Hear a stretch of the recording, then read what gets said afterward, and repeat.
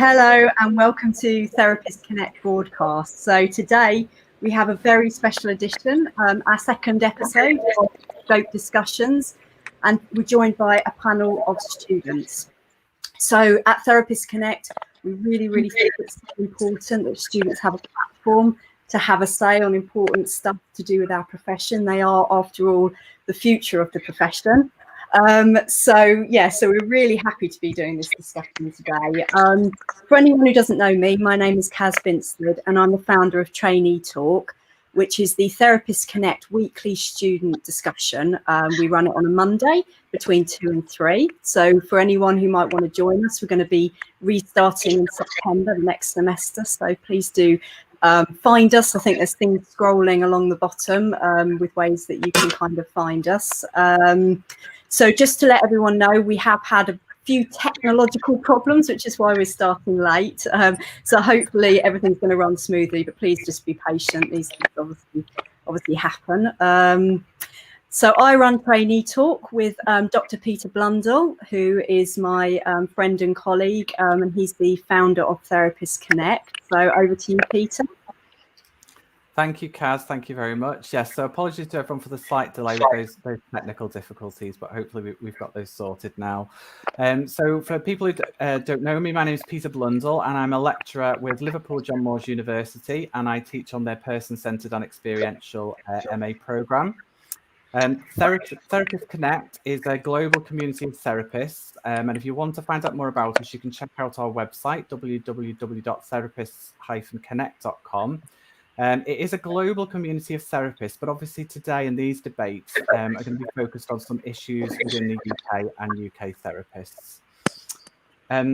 I've been a very vocal critic of the Scoped project, and you can look up my views on that on any of my social media accounts. But I suppose the biggest worry that I've had with regards to the Scope project is a lack of discussion and a lack of engagement from therapists in the UK. People not talking about it, and I can understand why. It's complicated. There's a lot of different terminology out there, and people are really kind of confused about what it is and what it's about. So for me, the focus of these debates is to kind of open up that discussion, have a chat about it, have a talk about it, ask questions, okay, so that we can all understand it a little bit better. Really appreciate all the student panelists that we've got today coming here today to talk about it, because I know it can be a little bit scary kind of going on a live public debate for everyone. So I'm really grateful for you all coming along today. I think because it is a student debate, and actually for qualified therapists as well, I think it's important that we have a bit of an understanding about what Scoped is about, what that project was designed to do. So Kaz, I think you're going to give us a little bit, trying to summarise it if you can. Yes, I will do. Yeah, okay. So SCOPE stands for the Scope of Practice and Education, and the BACP states that the project aims to agree on evidence-based framework to inform the training requirements, competencies and practice standards for counsellors and psychotherapists who are working with adults. The project is a collaboration between the BACP, UKCP and BPS. However, it's worth noting, if we have any students watching who are NCS members, NCS, National Counselling Society, released a statement last week, just going over some of the things that are happening behind closed doors. So you might want to kind of check that statement out. So on the 14th of July this year, the second iteration of the Scope project was released. The project states that this new framework has taken into account the response from the members and stakeholder consultation in 2019, although it still remains in draft format. So this time around, we haven't reached out to the organisations involved or the professional bodies to take part, because obviously it's just not, it's not really relevant given this is a student debate, but they are aware that it's taking place. So we do hope that they're watching. What else do I need to say? So yeah, I'm just echoing Peter really, that it feels really important that we can talk about this stuff, that we can hear views from lots of different people, experienced therapists, students, you know, different sectors and things like that. So this is our main aim, to really get people talking. Peter and I have an impartial role here, but you know, as he says, some of my views on scope last year may well be known by people. I wrote a critical analysis paper on it. People might be interested to check that out, by the way. It's on the PCSR website because it does go over some stuff to do with education. So there might be some relevance to today's discussion. And also, just to declare the other interests, I do have certain affiliations with the BACP, which includes the fact that I sit as a divisional executive on the private practice committee. But obviously anything I say does not represent the views of the BACP or the division. So panelists, Peter's gonna introduce you in a moment, but I just want to say, you know, just relax. You know, you're here to give your views, and I know, having spoken with all of you, that you've got some very interesting things to say. Let's keep the discussion on the framework that we're talking about. It's absolutely fine to get animated, to get emotional. This is an emotional subject. We're not afraid of emotion here, but do just please keep it respectful amongst yourselves. And if you're talking about a particular membership body that's relevant to you, then please just make it known why it is that you're talking about that membership body. Okay, so yeah, Peter, do you want to introduce everyone? Yes, it'd be my pleasure. So we looked kind of far and wide for students across the board who've got different views around scope. We've also tried to approach students who are at different levels of study and also who have got different modalities, so we could kind of get like a diverse panel. If anyone who is a student or a qualified therapist who is interested in getting involved with our debates in the future, then please contact us on social media and we can have a discussion. And we're always up for kind of hearing other people's views, so please get in contact. So I'll introduce our panelists. Okay, so we've got Alicia Cunningham. Alicia is going into her third and final year at Edge Hill University. She's studying counselling and psychotherapy, and she says that the modality I'm learning and believe in passionately is person-centred and experiential therapy. She says, I'm completely opposed to the scoped project, and some of the reasons for my feelings are that this supports and encourages elitism. There is a lack of representation, creating an unfair hierarchy and reinforcing social injustices and inequalities. Additionally, she says the language used throughout aligns with a much more medicalized way of working, which she strongly disagrees with. Alicia says one of her other passions is the Drop the Disorder movement, and she's extremely passionate about the demedicalization of distress. So welcome her to the panel today. Our second panelist is Ruxandra Angle. She is a doctoral psychotherapy trainee at the New School of Counselling and Psychotherapy in London, where she's training in existential therapy. Her professional experience is in health and social care, and it's very diverse, from working in the NHS to academia, as well as school settings. She's also worked in private healthcare, in particular neurological rehabilitation. She's worked with clients from a variety of ages, from the age of 7 through to the age of 97. And her main interests now are working with young adults and supporting the communication between different generations. In line with her interests in psychotherapy practice, she supports the initiative of reforming psychotherapy and hopes it will eventually lead to regulation. She's been following the development of scopes, and she says she salutes the Therapist Connect team in running a student debate so trainee voices are heard. Thank you for that. Our next panelist is Mel Chavucho. Mel recently completed a foundation certificate in counselling and psychotherapy and is due to start her degree in integrative counselling and psychotherapeutic practice in September. She has worked in the counselling industry for over 7 years, and 5 of those years as the office manager at a large counselling service. Mel is currently also working for an eating disorder charity, is a befriender for 2 other charities, and is also a freelance writer. She writes a blog focusing on body image, gender equality, and mental health called The Compassionate Feminist. Mel's concerns about scope are largely around the accessibility of counselling training and elitism in the industry, which she's written a recent blog post on called Elitism in Counselling and Psychotherapy. And we'll put a link to that blog post up on our website so people can have a look at that if they want. So welcome, Mel, to the panel. Our next panelist is Bill Wood. Bill originally comes from Ireland with a background in geology and research. Since 2013, he's been teaching geography in British secondary schools and has further specialised in mental health and mindfulness. Bill is starting his core training in transactional analysis in London in October after spending time on other training routes. Where Scoped is concerned, Bill feels that there is a need to regulate the profession carefully, but the current project does not meet the needs of our widely diverse counselling and psychotherapy community. He's passionate about difference and diversity, as well as connection with nature and the use of outdoors as a therapeutic space. So welcome you to the panel today, Bill. And last but not least, we've got Nikita Jane Jones, who prefers to be called Nikki. I think we've just lost her off the stream. Yeah, actually. she's back. Let's put it back on there. So Nikki is got a variety of qualifications in psychology and counselling. She's got a BA honours in psychology, an MA in psychosocial clinical studies, an MSc in applied behavioural analysis. She's also done her postgraduate certificate foundation in counselling skills from an integrative perspective. She's also got her level 4 diploma in therapeutic counselling from a person-centred perspective.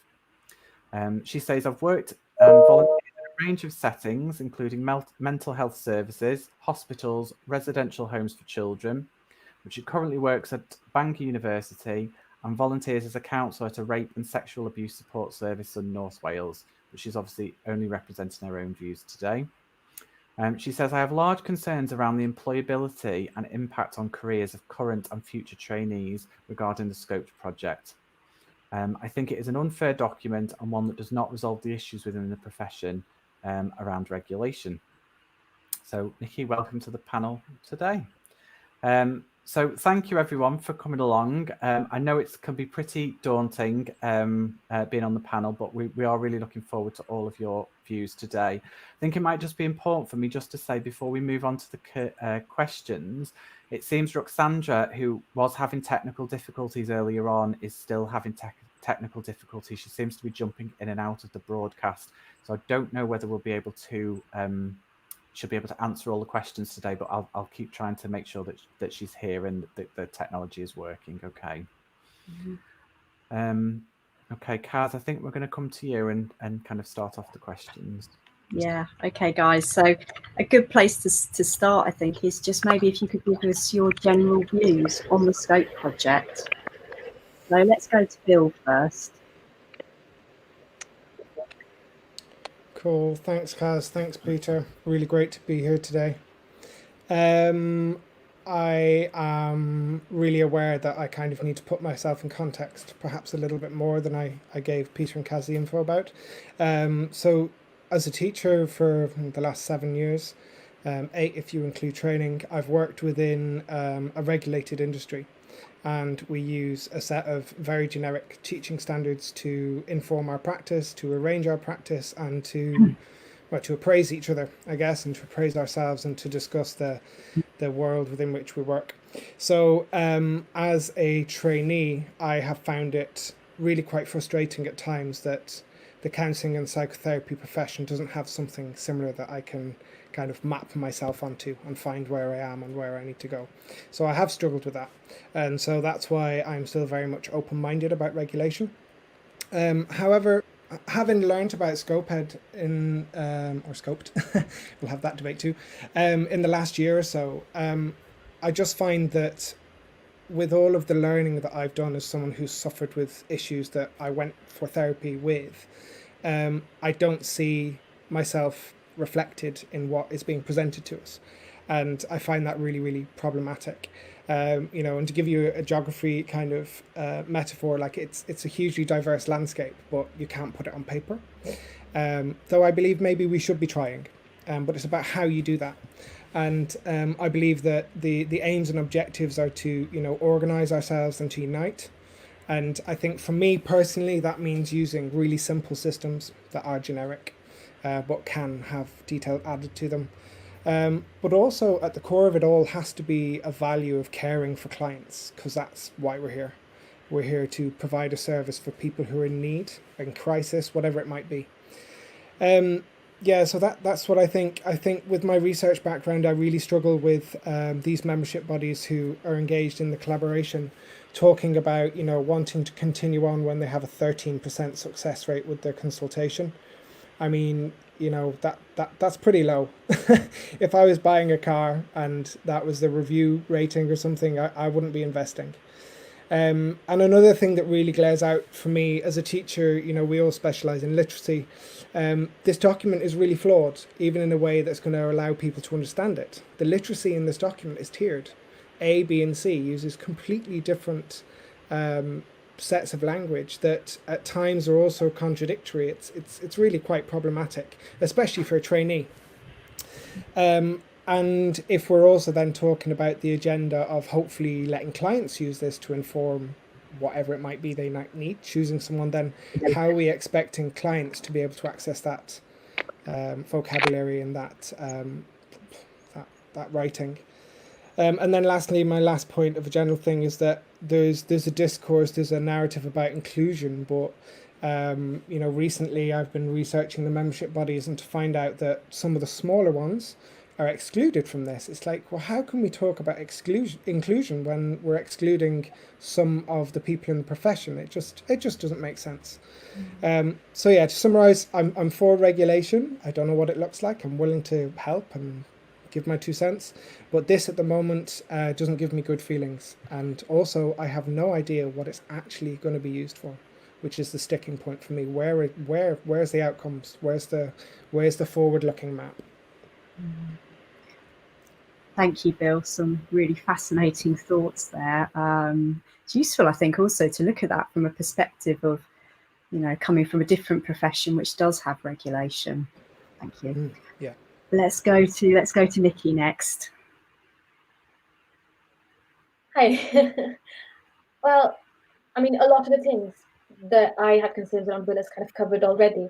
But also, I think my worry is that the scope document, it creates this kind of hierarchical system, which personally, as someone who's just qualified, who's still waiting on getting even the certificate, I feel even before I started anything that I'm not going to get anywhere with that. I'm going to be stuck. And if I want to go anywhere with that, I've got to look forward to another 5, 6, 10 years, who knows, of unpaid work. And coming from kind of like a Bain perspective as well, the dropout rates for Bain trainees in CNP, it's really high. With this, more unpaid work, paying for more qualification, paying for more personal therapy and all of that, it's going to increase those dropout rates. So to actually say that it's inclusive, personally, I don't find it as that, because it's not even taken into consideration the kind of economical circumstances of students, most of the students don't actually have full-time jobs either to kind of fund all of that. And I think in a profession where employability already is incredibly low, to kind of have this kind of hierarchical system makes it slightly worse, in my opinion.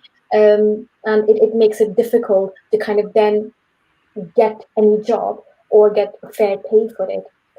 And from kind of like a client's perspective, in the most fair way, if as a therapist, even if I'm practicing private practice or whatever, I'm more than happy to do some pro bono work, but to kind of continuously for that long to keep doing volunteering and unpaid work is financially not sustainable, not for trainees. And also, when we're actually investing that much into the profession, how are we going to offset those? Those are going to come out of the, you know, from the client's pockets, and that in itself is so inappropriate. It feels exploitative. So that's my kind of,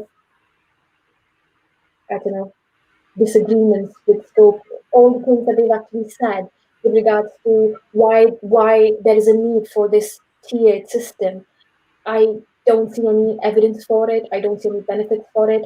And more than that, it just feels like there is this executive club, which, you know, you've got to jump through hoops to kind of get into, which for me, it doesn't underpin the principles by which I am expected to perform work as a therapist. So if I'm not feeling that way from a body that's supposed to be ethical and should be looking at my sort of ethical standards, and which feels like they are kind of presenting their views in such an unethical way, it feels inappropriate, feels inaccurate, and it's, in my opinion, it's just inadequate. Okay. Thank you, Nikki, and I'm sure you're going to be able to actually flesh out on some of those individual points as well as we go along through some of the specific questions. Thank you. Now, Roxandra, how are you doing? Can you hear us? We know that you're having technological problems. Can you hear me okay? Yes, I'm so sorry about that. I hope I'm back in here to stay now. Yes, good stuff. I can hear you fine. And please don't apologise. You know, technology does whatever it wants to do, doesn't it? So my question, I'm just asking everyone about their general views, general overview of what you think about the Scope project. Well, if I could put it in one word, I would say that I feel confused about it. It's not very clear to me what the goals are and what is the actual phrase that it's proposed. I've noticed that there's been an attempt of differentiating between different levels of experience, but I'm not very sure whether they're just observations of what's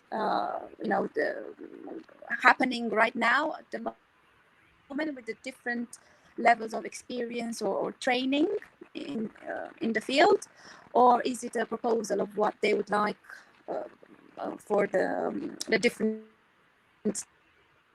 stages to be in the future? And there's also very little said about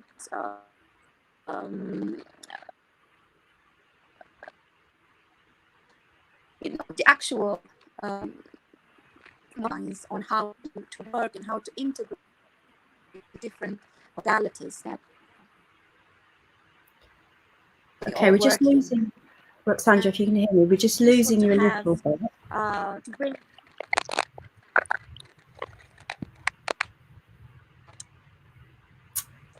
I think the connection keeps going for Alexandra. I think that's why she keeps dropping out as well. I think it's something to do with the internet connection, unfortunately. Okay. Okay, if you can hear me, we're just going to leave you there. I know you and Peter are kind of talking behind the scenes, so you might be able to kind of sort things out. But what I can grasp from what Roxandra was saying there, she's posing a question: is this actually about what already exists? So is it kind of mapping how things already look, or is it how the team want things to look? And she's actually got a confusion about that, which I think is important in terms of really understanding the document and understanding what the framework's saying. I think the second point she was making was about modalities and how it fits in with all the different modalities. I know Roxandra is an existential therapist, so hopefully if we can get her, we might hear more on that later. Let's go to Alicia.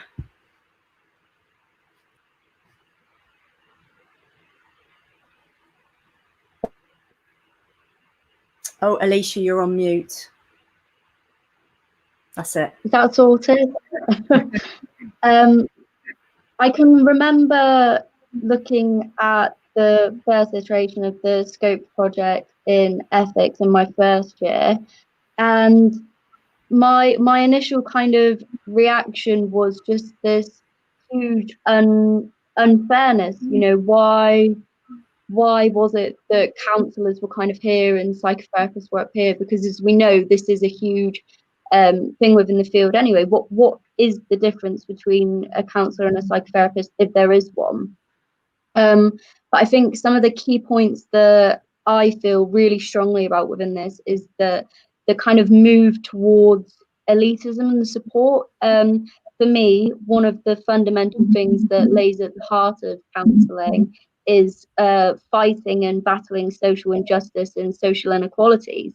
So I feel like that is such a huge thing. It's a huge problem within our society. And for this project to almost reinforce that, because I mean, once I graduate, I will be, I think, 27 grand in debt, something like that, and I will only be a B therapist.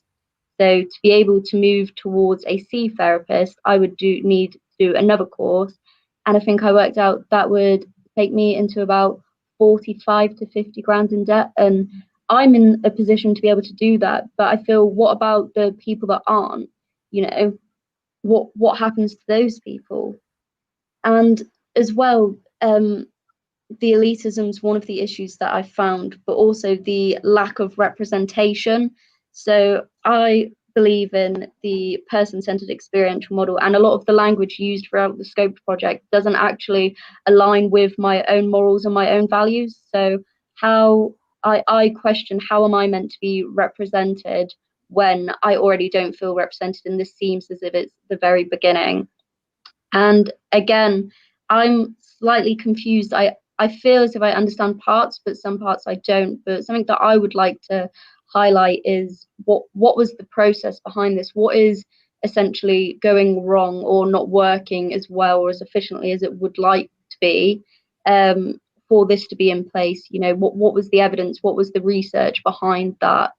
And why was there not a huge dialogue or discussion, and there was a lack of inclusion about this? I feel as if it's very much, this is happening, here it is, take it or leave it. So I think that's the gist of some of the things. Yeah. Great, thank you very much, Alicia. We're going to go to Mel now. Hi. It's really interesting to hear everybody else's views, and I sort of agree with so much of them, and especially what Alicia was just saying as well. When I first heard about Scoped, it was just a sort of passing comment from a counsellor that I work with, and I thought, oh, that's going to be a big task. I don't envy the people who have to try and do that, because that's huge. But I thought it's something that does really need doing. So I tried to sort of keep an open mind about it, and then wasn't too involved for a while until the recent draft, when I was really disappointed to see that they'd taken off the labels and had changed it to category A, B, and C. Because I just thought it's just a bit of an insult, really. I mean, it's like we still know what that means. It was just it seems a little bit silly to me, really. But it also just made me slightly start to lose trust in these organisations, especially the BACP, having worked in an organisation where we did follow them, and when it was very much like the BACP are like the people. That's what I always thought, and now I'm kind of losing trust, because to me there's a real incongruence behind. We don't want it to be a hierarchy. It's definitely not a hierarchy, but it is a hierarchy, and the incongruence of that is just, I mean, it's ironic, but not in a good way. So for me, I'm kind of losing trust a little bit. My concerns of elitism in the industry, my own experiences of barriers for getting into counselling training and continuing with counselling training, and now with Scoped, I don't know where I'll end up being, to be honest. But those category C courses, I mean, the one that I wanted that I might have done would have been the one at my college where I did my foundation certificate, and it wasn't accessible to me at all because there wasn't any financial options. So it wasn't an option for me to do that course. So going forward now, I'm very pleased with the course that I'll be doing, but I'm not sure where I'll go after that and where the industry will be. There's so many unknowns, there's so much confusion. And also in terms of scrapping Scoped, I don't think it can be, but I don't think it will be now, because I know a lot of people have done a lot of work around petitions trying to scrap Scoped. I think that now it seems like they hold a lot of power, and they're going to do it anyway. So the best we can do is just really try and be heard.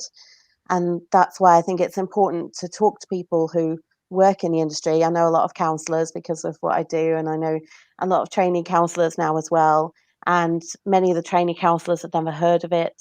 So I think that we need to get people talking about it more so that they can have their say in this. And these debates are absolutely fantastic, because it's just, I'm so pleased we're doing this, because this is what we need to be doing. If we're talking about it, hopefully they'll watch these videos and hopefully we can be heard.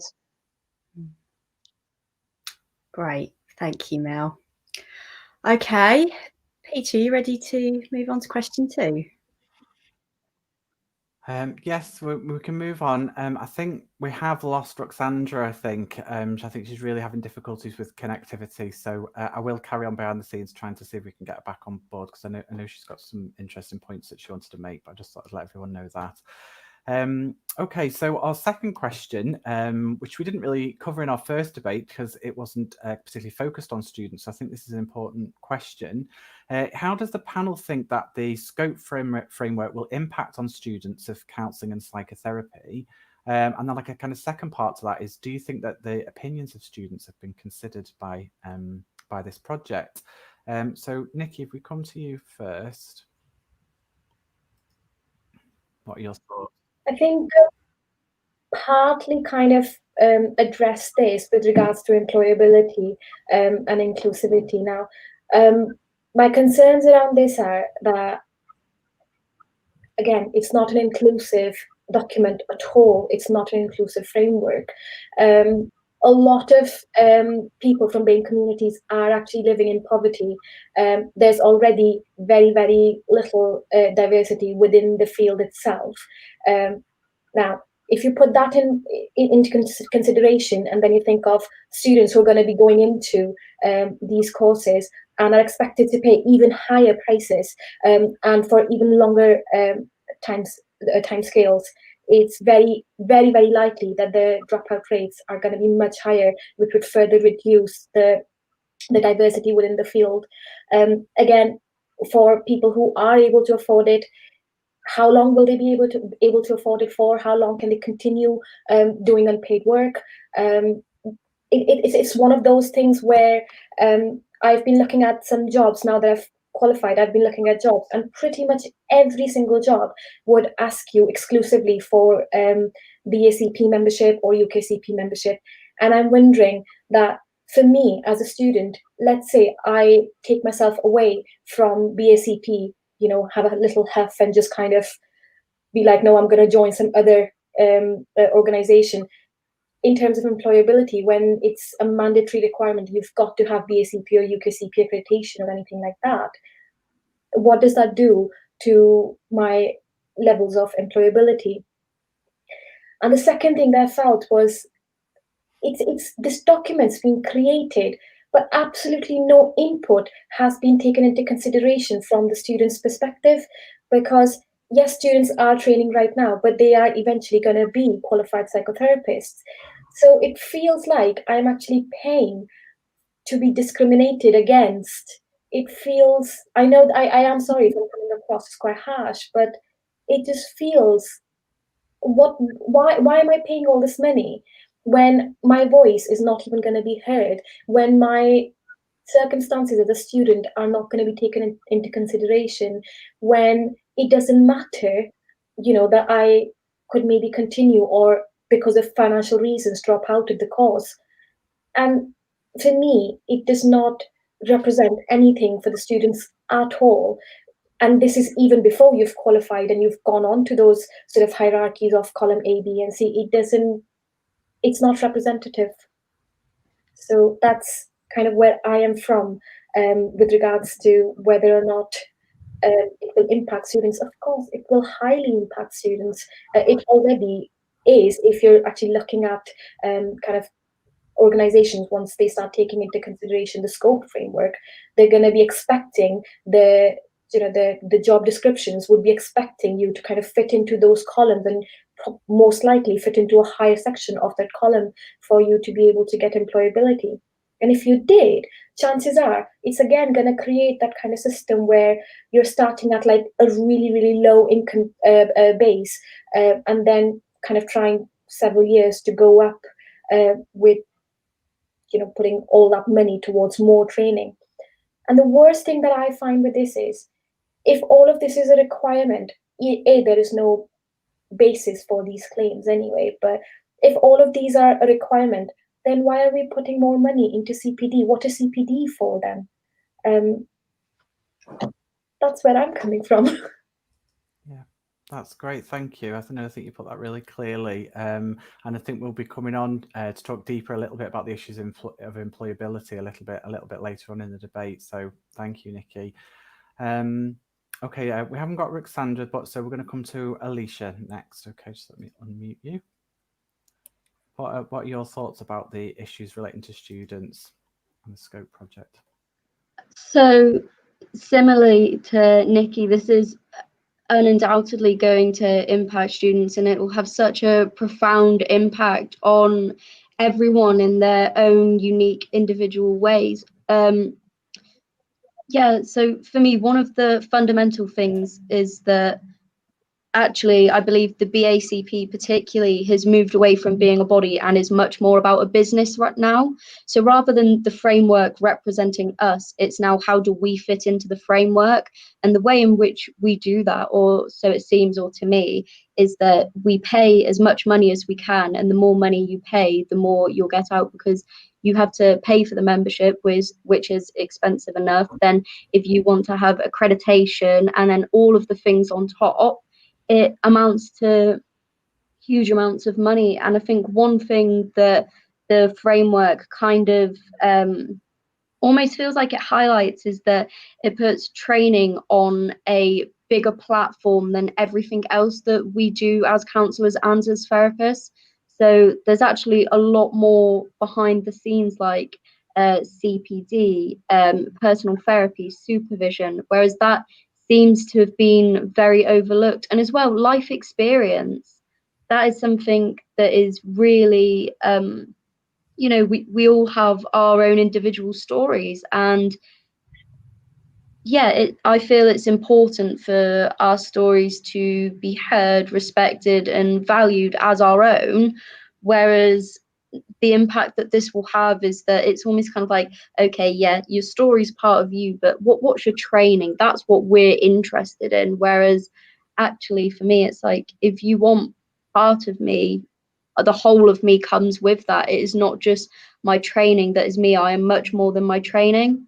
Whereas I feel like the framework doesn't it doesn't seem interested in that whatsoever, really. And similarly, again, to what Nikki was saying about the diversity of the students, at the minute, the profession is very, I can only talk from my experience, but it's very kind of white privilege. There's a lack of representation for BAME people, and just, yeah, there's a whole lack of representation, which is a huge issue within the politics of counselling anyway. And I feel that the impact that this will have on students is that it will only be certain students that will be able to do it, and that is a huge issue within itself. But I think we go on to talk about diversity in more detail, so I'll save some of my views for that. That's great, Alicia. Thank you very much for that, and for that very personal perspective. And I really appreciate putting that across. Okay, Mel, can we come to you?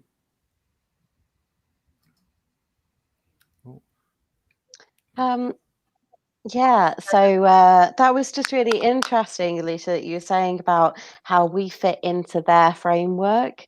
It really is like the power has been taken out of our hands now, and we do have to do all these things that often cost a lot of money to kind of fit within their framework. I think for students, as we said before, there's confusion. I think it might maybe put potential new students off as well. And I suppose probably one of the things that they wanted to do with Scoped was to make it more easier to understand how to train to be a counsellor. And I'm not sure that they're on the way to achieving that at the moment.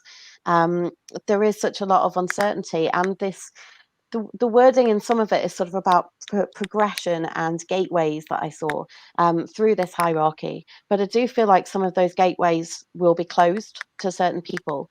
I can only really speak from my own experience in this, of, like I said before, wanting to get to that band C would be rather difficult. And the colleges in my area, the colleges that do those kind of courses are very expensive, quite elite, sort of feel like elite clubs really. And there's no financial options for me to be able to do it there. So I don't really understand how I would move through these gates if some of them are going to be closed. And then also, we're not seeing ourselves represented in band C. We're only seeing sort of white middle class people there. And the impacts of potential students at the start of their journey or thinking about going into it, they might think, well, actually, literally like I did, I didn't do it for so long because I was like, I don't see myself in there. People like me don't do this. So it's not necessarily just about financial barriers. It's just you're not represented there. I think that it seems like they wanted us to be able to understand how to access training, but not focus on the accessibility of it. We might understand it, but it doesn't necessarily make it easy. And then just lastly, I wanted to say if the opinions of students have been considered by the project. I would hope that students in a later stage of training than me are members of these bodies, so they might have been able to have a say. I personally haven't because I'm at an early stage of training. But when I've spoken to students on my course, none of them really, like one, had heard of Scoped, not really aware of the difference between the different bodies. There's just not very much awareness of that. But I mean, why would they? We're not really talking about it. No one's talking about it. No one's telling us about it at college. So in terms of opinions of students, I'm sure that some have been taken into account. Many qualified therapists don't even seem to have really been engaging with it. Tends to be a little bit of a like, this is a debate maybe I shouldn't get into. There's a bit too much argument maybe going on. And then the thing of having opinions on Twitter and on the internet, and is it okay to speak out, which affects students even more. And again, I had that of thinking about my career in the future, if I start speaking out a little bit too much and get a little bit animated on this, is that going to be okay? Is it going to affect my career? So no, I don't think the opinions of students, certainly not early stage ones and others, they probably have not been taken into account, I don't think. Okay, thank you very much, Mel. I think just to follow on from just a couple of those points you've made, I know that we have been contacted by a lot of students who have said that they are very confused and don't really understand the issues to do with Scoped, which I do think that's an important point to make. And I do know that there has been students who've contacted me as well who have thinking about entering into counselling and psychotherapy as a profession, and they've seen some of the discussions and things to do with Scoped, and it has made them question, do they want to enter into the profession because of what's going on at this moment in time. So I do think they were really valid points to make. Bill, we come to you and your thoughts. It's really nice going last, listening to everyone else first, and then changing my not changing my views, but developing them somewhat. I don't know. I think we can bring this back to brass tacks. Really, I'm a teacher. I teach seldom 30 kids. I've worked in a really great school, sometimes 10, 12. But when I'm there in the room, there's a power differential, and we forget to talk about that a lot. And I'm a 32-year-old white male. I'm 6'3". I have a beard. I have quite a lot of power when I'm in the classroom. But I'm nervous now when I'm talking here because there's the differential of power where I am in the lower position. And, I'm on what would be a column B course. I've just signed my contract. But I do worry, I'm going to register with UKCP and possibly some other membership bodies at some point. But I worry about the repercussions of talking out about this stuff. But hey, if I don't talk out, then I'm silent, and then I'm a bit of a collaborator. That's how I see it. I teach history sometimes. One of the things I think, listening to the other panelists, is that what we're really talking about is social mobility, and that we really need more counsellors and psychotherapists. But actually what we have is definitely, you know, there's huge problems with how much fees we have to pay to train. And it filters out a lot of people who just can't afford it. But it's also a time investment. You know, it filters out people who have families. It filters out people who are unwell. There are loads of barriers. And I think, you know, how does this impact students? Well, I don't see ScopeEd, this iteration as it stands now, as dissolving any barriers. I see it as, you know, there's been no student involvement, so I can't really voice my views other than here. But I see it as something that if I was really starting at the beginning again, I would look at this and go, oh, okay, God, I really should go for levels for column C, because why would I do column A if I really, it looks like I should be trying to get to column C. And that's really, really problematic because I feel, you know, for someone who's maybe on a level 4, say a CPCAB course, something like that, or a foundation degree, it puts a glass ceiling on things. Because, you know, I'm 32, I'd like to foster or adopt some kids in the coming years, but I know I have to put that off because at the moment I'm shelling out a lot of money for my own personal therapy, for my supervision and for my training. And so with level 4 and with people who don't have the privilege that I have, there's a glass ceiling there. And, you know, it's fine, we can talk about organising the profession, but this document does not. It does not remove those barriers to social mobility. It reinforces them. And, you know, as a teacher, that's something that really, really upsets me. And it's something that I have to speak out against. And yeah, I think, you know, I've not fully mapped it. I think I'm on a column B course, but does it make me angry for people who I know that are in column A? Yeah, it totally does, because they are no less valuable than I am. And, you know, yeah, there's lots of other things I can say. I'm getting passionate now. But I think one thing that it really feeds into is this narrative of like, are we enough? If I just do level 4 and I manage to, you know, get a job with an agency that's paid, God, goodness knows how, like, am I enough? Or do I need to really strive for column C? Or is doing the CPD that I want to do for my own personal journey enough? And as a student, you know, looking on that as also a teacher, I find that to be really, really problematic. It's like climbing a mountain with loads of false peaks. You know, you get to one peak and then you're like, oh my God, there's another one. And you're so tired and you've spent so much money that you really don't know what's ahead of you. I'm about to start 4 years of training with a wonderful institute, but actually maybe that institute's not entirely in control of what I'm going to experience. And that really makes me think twice about investing so much of my income in what, to me, sometimes doesn't seem to be a very viable career choice. Thank you, Bill. Thank you very much. Okay, so I think Roxandra is here, and so I'm just going to try and see if I can add her to the broadcast and see if we can get her answer to this particular question. Hi, Roxandra, can you hear me? Okay. Yes, I can. Oh, that's fantastic. So nice to have you. Yes, we can. You seem to be quite clear, actually. So hopefully it'll be okay. I know you said you'd email me your answers in case you couldn't get back on, but we were just on the second question, talking about the impact on students and the student voice. So are you able to go through your thoughts on that? Yes, definitely. I think it clearly has an impact on students, and I'm a bit worried about that. Because there seems to be some room for discrimination and a gap between the different professionals, which I find unfair. I find it unfair for students. There's a lot of focus on counting the hours of placement hours for trainees and classes, the number of teaching hours that they've attended. But that's not all we are, and that's not all that brought us into this profession. I think I can speak for each and every single one of the trainees in this profession that we all have such diverse, relevant backgrounds, and that should be should be recognized as part of our level of expertise.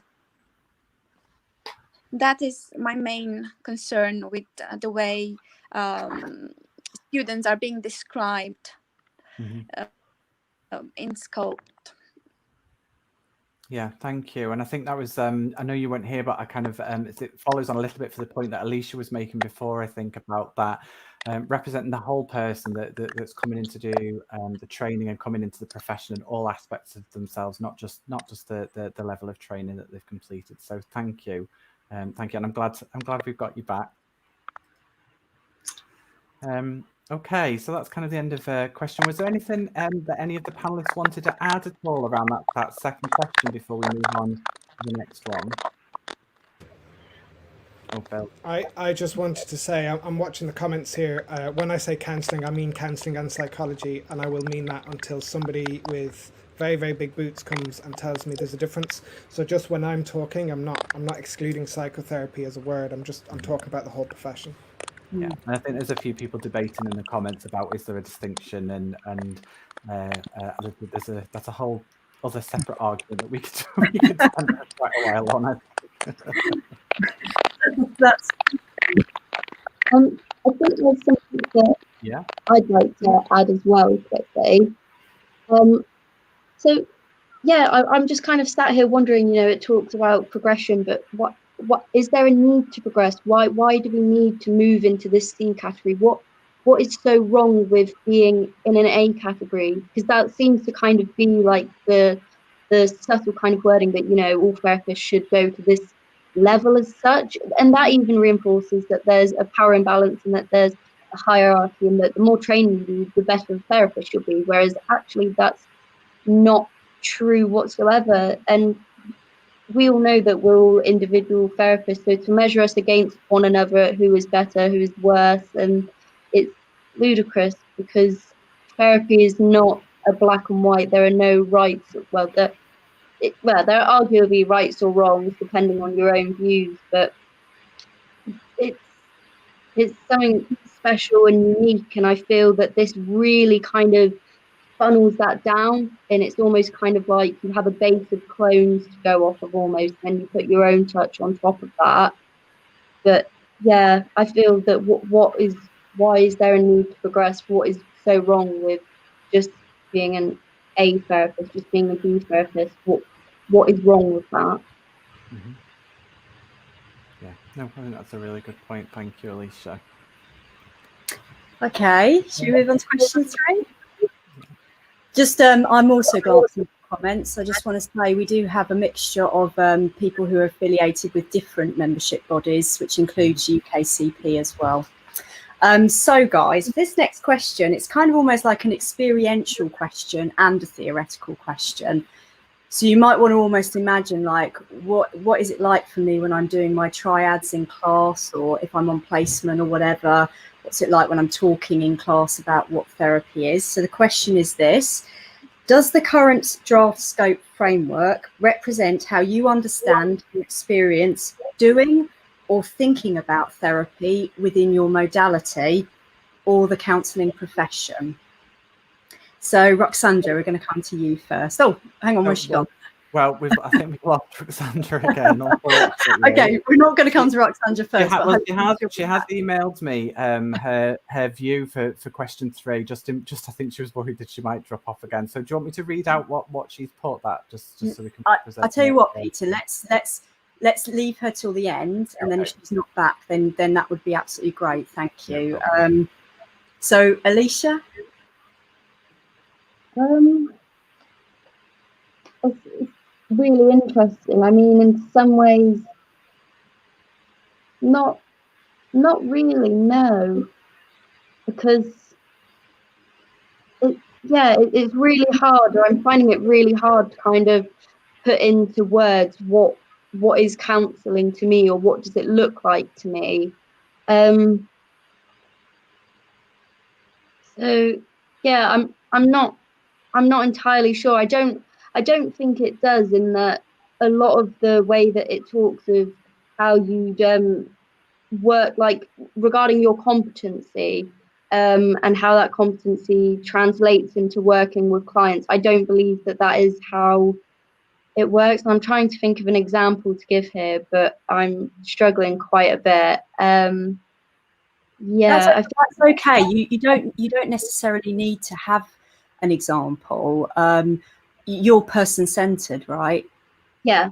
Yeah. So I think that some people are already going to be aware of some examples that have been given. It's interesting though that you just get a sense, maybe as a person-centered trainee, that maybe something doesn't feel quite right. Mm-hmm.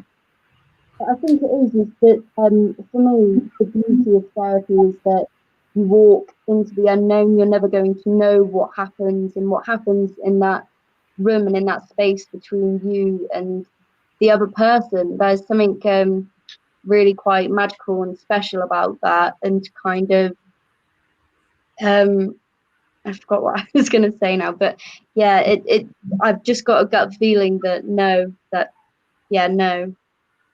Yeah, absolutely. I think that last point that you said is really valid. It's about the relationship. You know, you're talking something there about something that can't quite be maybe put into words or described in a competency-based way potentially. So, you know, I think that's a very, very valid point. Thank you. Let's go to Mel next. Okay, thanks.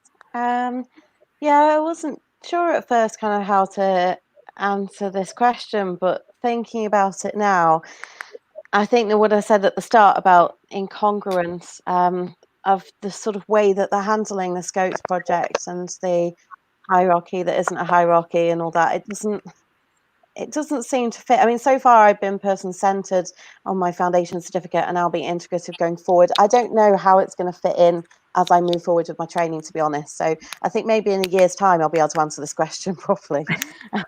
I don't know if this is part of this question, but just in terms of modalities, for me personally, I don't know if this is just in my local area, but I found that the courses that would be at the sort of category C level are more psychodynamic or psychoanalytic.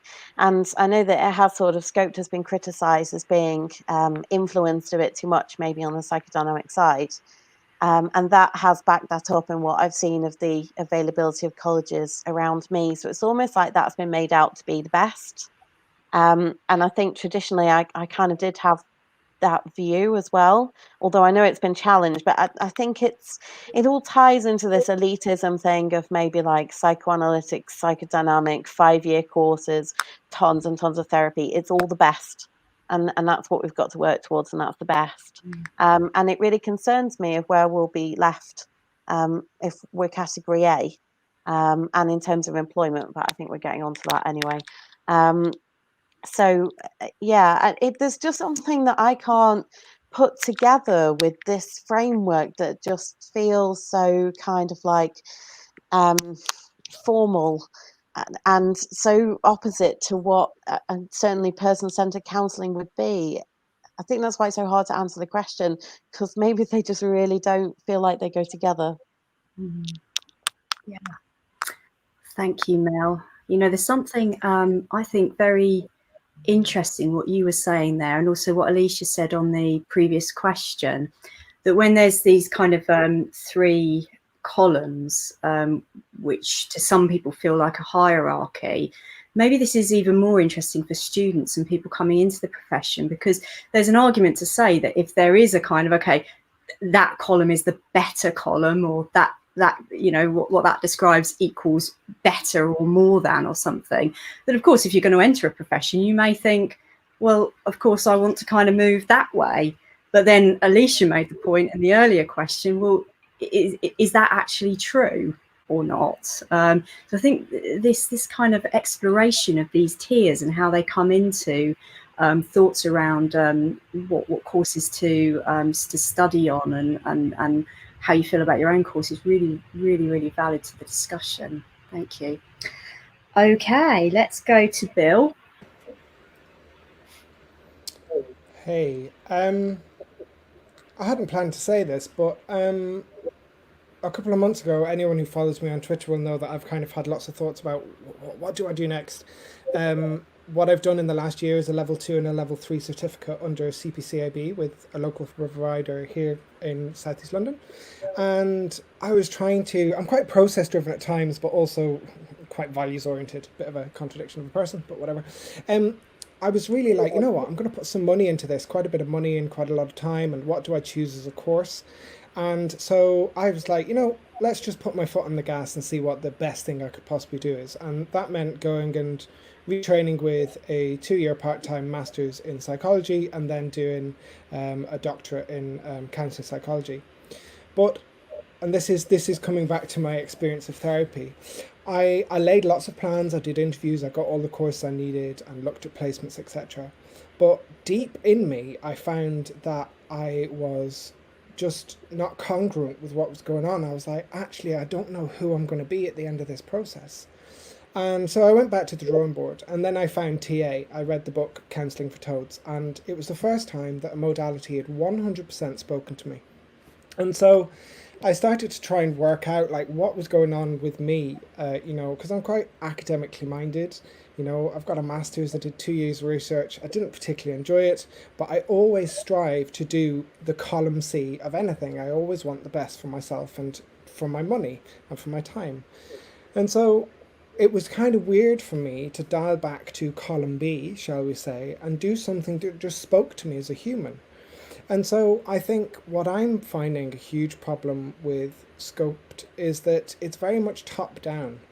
You know, and for me as a very values-driven teacher and very values-driven human, I'm all about trust and empathy. You know, I'm all about finding someone I can talk to and then being in that relational depth, shall we say.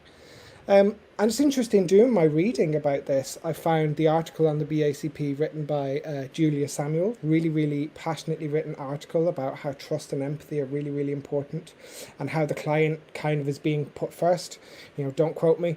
But I thought, yeah, 100%, I'm with this woman, like trust and empathy, absolutely so important. And then I like switched tabs and I was like, let's find trust and empathy in this document. And I know other people have been doing this, but they're not in the document. There's nothing about trust. There's nothing about empathy. And really, for me, those two things are about forming relational depth with people, with clients or with colleagues, whatever. And so I was like, wow, this just doesn't speak to me, not in a modality sense or an academic sense, just as a human. It looks inhuman to me. And I think really what the problem this kind of highlights in me is that Scoped is looking at the training, and that's fine. It's looking at the different, you know, levels of competency or the different training things, the little things that each student needs to tick off before they get their certificate. But there's a total lack of experiential stuff in there. There's a total lack of people's individual stories and their histories, and actually the things that bring us to be therapists, to train as therapists. And really, with the experience I've had in life so far, it's those experiences that are going to make me a good therapist. Not reading this person's book or that person's book, but actually the experiences I've had and the empathy that has given me. And so, you know, it really doesn't relate to how I see therapy. You know, yeah, a lot of the competencies, yeah, you can relate to them, but holistically, I am lost in it as a would-be professional. And so I'm just hoping that maybe we can come up with something that's a little bit more representative of the true experience of actually being a therapist, which then will be much more in service of clients and trainees and everybody else, stakeholders, shall we say. Thanks a lot, Phil. Okay, let's go to Nikki. Oh, Peter, everyone's muted.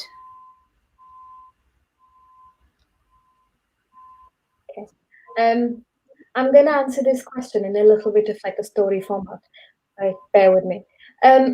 So I'm thinking of this question as when I go into a session with a client, what goes with me inside that room is not what Freud said or what Roger said or what he, she, they said. What goes into that room is me, my experiences, and my ability to empathize with this client, my ability to create that safe environment for this client where they can, you know, feel that, understand them, feel that they're not being judged when they reveal the most vulnerable parts of their being. Now, one of the first things, as we all do, is contracting in the first session. And in that contracting, I always say about, I am a member of the ACP and it's an accreditation body, and explain all of that. And I say that it's their ethical standards that I practice by. And, if I do anything unethical, it'll be violating that. So I am putting my trust as well as this client's trust into these ethical standards that have been set out by the ACP. So as a body, I am trusting them, just as trust is really important in the person-centered way of that I practice in. However, when it comes to scope, there is no trust. I do not trust scoped, partly because, as in therapy with clients, transparency, being congruent with the clients, being transparent. I am not going to sit there, dictate terms and conditions to a client and not give them any opportunity to engage with me, to negotiate that contract. It's a collaboration. There is no collaboration in scope. It's not transparent. No one has actually bothered to come and speak to us about it. There's been several opportunities. It's just been kind of pointed out, oh, there's these videos, go watch these and it'll explain how amazing scope is. But no one actually listens to the problems that are being highlighted within scope. Second thing is empathy. Where is the empathy in this document? I do not see it, because all it says is that just because you're not doing a certain course, so let's say if you're doing psychoanalysis, you're better than someone who's doing person-centered, or it's kind of the same issue that I had around kind of CBT being one of those things which is like the be all and end all at the moment within NHS. It feels unfair. Equally with this, for me, I've always understood as different modalities. Not everything works for everyone. It's based on what the client's feelings are, what the client's experiences are, and what the client would engage with. So it doesn't matter that I am doing ACP, if I'm doing person-centered, or if I'm doing psychoanalysis. If the client doesn't engage with that form of therapy, it doesn't make me a better therapist at all. It's simple as. Mm-hmm. The other thing, the non-judgmental side of things, which is quite, it's the core condition again in it, does make me feel incredibly judged. It makes me feel that no matter what I do, I am not good enough. Mm-hmm. And to be good enough, I have to do these tick boxing exercises, and that is what's going to make me good enough. But what I bring for that client doesn't make me good enough. Only if I do these pointless placements. That person, the mental health person, that I'm not going to go into it. Makes me it doesn't kind of say that someone who's done it is somehow better than I am. Secondly, it doesn't. It's assuming. It's something that we don't do in counselling, is just assume what our clients' issues are and how they should. We're assuming that we don't have any kind of mental health experience, any kind of mental health placement, or anything like that. And that in itself feels very insulting. It's disrespectful. And for me, at this point in time, when I see a new client, and if I'm doing the contracting and explaining to them my affiliations with BACP, I don't feel confident that I feel confident within them and their abilities to protect myself and my client. Because from the perspective that they're coming, it feels discriminatory. Also, to be completely honest, the fact that they're not actually trying to engage with us and just showing all these amazing, oh, look how amazing this is the best way of going forward. It just feels like agenda pushing to me. It doesn't feel like this is something that's going to regulate. And please, I must say that I absolutely think that regulation in profession is very, very important. I will go into it in a little bit detail in further questions. But I don't think scope is the way to regulate. It's very, very insulting. And if I can't feel that I get the same respect from the ACP that I give to my clients, for me it doesn't work. Great. Thank you, Nikki. Really, really full answer. Sorry for some beeping there. That was a big lorry or something outside my my place. But you've covered so many important points. And actually, Nikki and Bill, you both picked up on empathy there, questioning where is this word empathy in the document. It was a really, really good point. Okay, so Roxandra, we have her here, so she is here. Yeah, she has come back in. So I'm just reading my connection's working. Yeah. Hello, can you hear us? Can you hear us?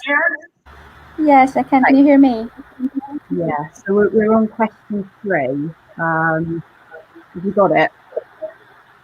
Yes, I've heard Nikki, and I also have some points there about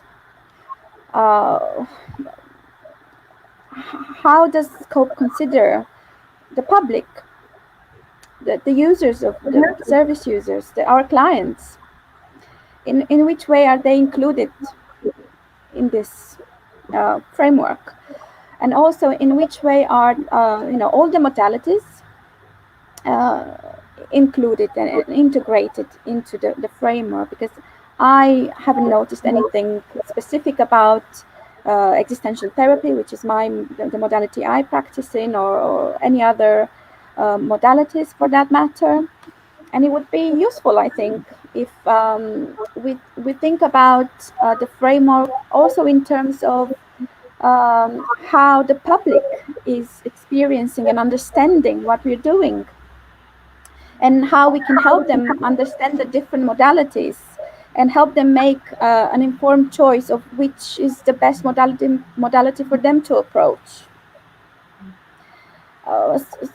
From my observation, there is a lot of focus on that differentiation between the levels of experience of the ABC counselors, but not much is being said about the different modalities that are out there, in which ways they are useful, in which ways we can work together, the different therapists and counselors from different backgrounds, and the way we can help in offering psychoeducation to the public. And another point I have about this is, so first thing is integration and inclusion. And yes, the other one is about education, but also another point, this is where I was getting, is contextualizing. Because times are changing. We're living times of rapid social change. And I think that it's important to make this point in a framework. How can the framework adjust to the changes? How can the different modalities help someone who needs therapy or counseling, help them adjust to the times? We cannot ignore what is actually going on out there, outside of the framework, in real life. Absolutely. Thank you, Roxandra. That's a really interesting point. It's almost like your 2 points that you made there kind of overlap, because there's something about, okay, where are the modalities in this? Where's my modality in this, existential therapy?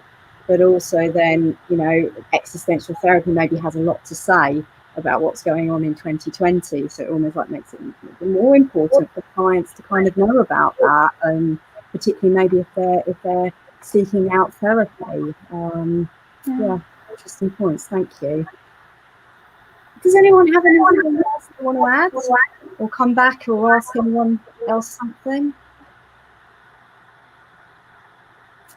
Okay, well, I think we're all done there. So, Peter? Yeah, okay. We'll move on to our next question. I just wanted to highlight there's been a few discussion points in the comments about the representation of different bodies and people from different courses and things like that. And I think I just wanted to put it out there that anybody who feels that there is a view that should be represented that hasn't been represented on this panel, or hasn't been represented on the previous panel, please get in touch with us, and we'd be interested for you to come and attend one of the future panels, because we really want to make sure that everybody's voice is heard. Even if it's a small voice that's different from a lot of other people's, we want to hear that and put it out there, because I think it's important to add to the debate. So definitely, Peter. Can I just add on there as well? We do have, it's not just BACP today. Roxandra, who just spoke, is on a UKCP accredited course. So just wanted to point that out as well. Brilliant. That's great. Thank you. Okay, so our next question then is, how much do you think Scoped, or the Scoped project, deals with the issue of minimum standards for counselling and psychotherapy training? Okay, and if we could come to Alicia first, please. Yeah, so I think with the minimum standards, I need to check in to see whether I'm understanding this right. So please, if someone could correct me or just clarify for me, that would be great. I think I understand, but with the issue of minimum standards, I know that we're associated with the PSA, and then that sets the standards. So the way that I viewed it is that a lot of things are already in place. So, for example, like supervision is mandatory, so that's already a minimum standard, which is obviously really helpful. But I think this is a push towards regulating the profession, which obviously regulation happens because the profession is considered risky, which for me is actually the beauty of therapy and counselling, is that it is risky, is that it isn't safe, because there's something about taking that risky element away that feels really quite damaging, because I feel if we then have to abide by set rules and kind of like a rigidity, I feel that that's what this is enforcing, and that's something that I really yeah, like even in my body now, it's making me cringe, because I don't like the idea of having to almost fit into this box. And even though it would essentially be very broad and probably quite simple in a way, there's something about regulation that I feel would make the profession more rigid, which I feel kind of I don't necessarily agree with. And as we know, regulation doesn't actually stop harmful practice. It essentially minimizes it, I think, but it doesn't stop it. And we know that because of other professions such as, you know, in nursing, in midwifery, in doctors, like there's in any healthcare profession, there are always going to be harmful people practicing, which is, it is scary in a way, but I'm not sure that regulation is the way to move to look at that or deal with that in a way. That's how I feel. And I think as well, another point that I've wanted to make is just kind of floated off. I'm waiting for it to come back in now. But yeah, I don't feel that regulation is the way for that. And I think a key point to make as well is that we all have very different views to what is harmful. And I think actually defining what is harmful could be quite difficult. And I think that's again an important discussion to have, because what may be harmful for someone else may not be for me. And that, I think that's a really important discussion, because yeah, we all work differently. And I think I've said this again, and I'd like to reiterate, there is no right or wrong. It's apples and pears within therapy. I mean, I know from taking stuff to supervision and in the practice-based learning groups, kind of sharing transcripts or audio recordings, you know, what was helpful, what was unhelpful. Everyone has a different opinion, and it's not that one is right or one is wrong. It's a really kind of discussion about, yeah, just a really helpful discussion. Thank you. No, I think that's really important points to make. And I know when we emailed these questions beforehand, and you'd asked about this question, hadn't you? Kind of like, well, what angle? You were kind of like, what angle are you coming from? But I think at the beginning, I think you reflected the point you were making there, which was there is a professional standards authority and a register for counsellors and psychotherapists. And you can correct me if I'm wrong, but you're always kind of saying, well, actually, is there already minimum standards out there for counsellors and psychotherapists already? And I feel that they're already are minimum standards that are in, like, for example, there were minimum standards within my course, like within the first year we were offered a kind of a fund towards personal therapy. You didn't have to go, it was the choice for yours to go, but there was like minimum standard of personal therapy, of supervision, of CPD. You know, it's really kind of important fundamental stuff that I feel is already in place. And does there need to be anything extra on top of that? And if some people feel that there is, that's great, but kind of what would that look like, and why? What would that give that what we already have doesn't? No, I think you've made that point really clear, and I think there is people on the panel who do think that we should be going for regulation. So it'd be interesting to kind of see the different viewpoints on that, I think. Okay, if we come to Mel now. Oh. Yeah, so in terms of minimum standards, I was thinking about this more in terms of a minimum requirement of courses of the actual training, and I've always kind of had concerns. I suppose before I started training, I was aware of the vast difference and the vast different kinds of training, and certainly when I was looking at courses to do, in my experience, there were local colleges that would be a bit cheaper, and the courses weren't as long, and there was less of a requirement for personal therapy. And then the other psychotherapy course I was looking at, that was like 5 years, and such a vast difference between the two, that I do feel like there does need to be some regulation, because the minimum really is quite minimum.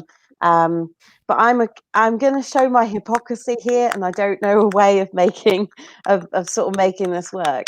But I think that I think I'm one of those people that thinks that you have to have personal therapy if you're going to be a therapist, and you do need quite a bit of it.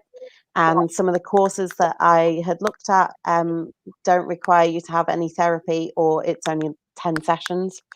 And I personally don't feel like that's enough. But I realise that I'm a hypocrite in wanting to have accessibility for courses, make it cheaper and easier, because that actually just makes it more expensive.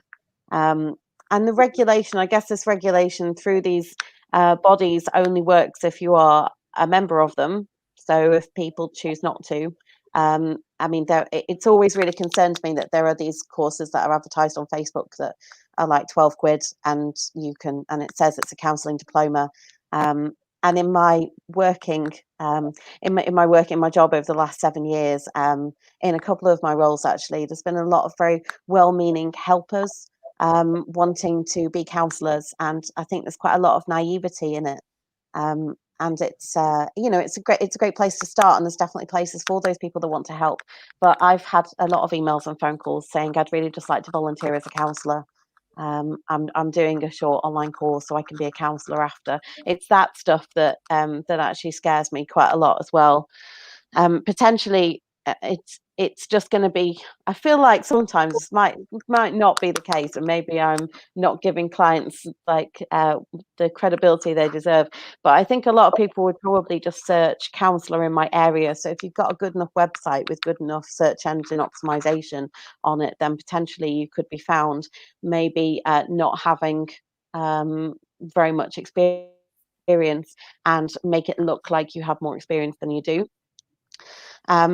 So I guess it puts the trust into the individual as well. But yeah, so I want to say that minimum standards maybe aren't high enough, but own the fact that I'm a hypocrite on that one.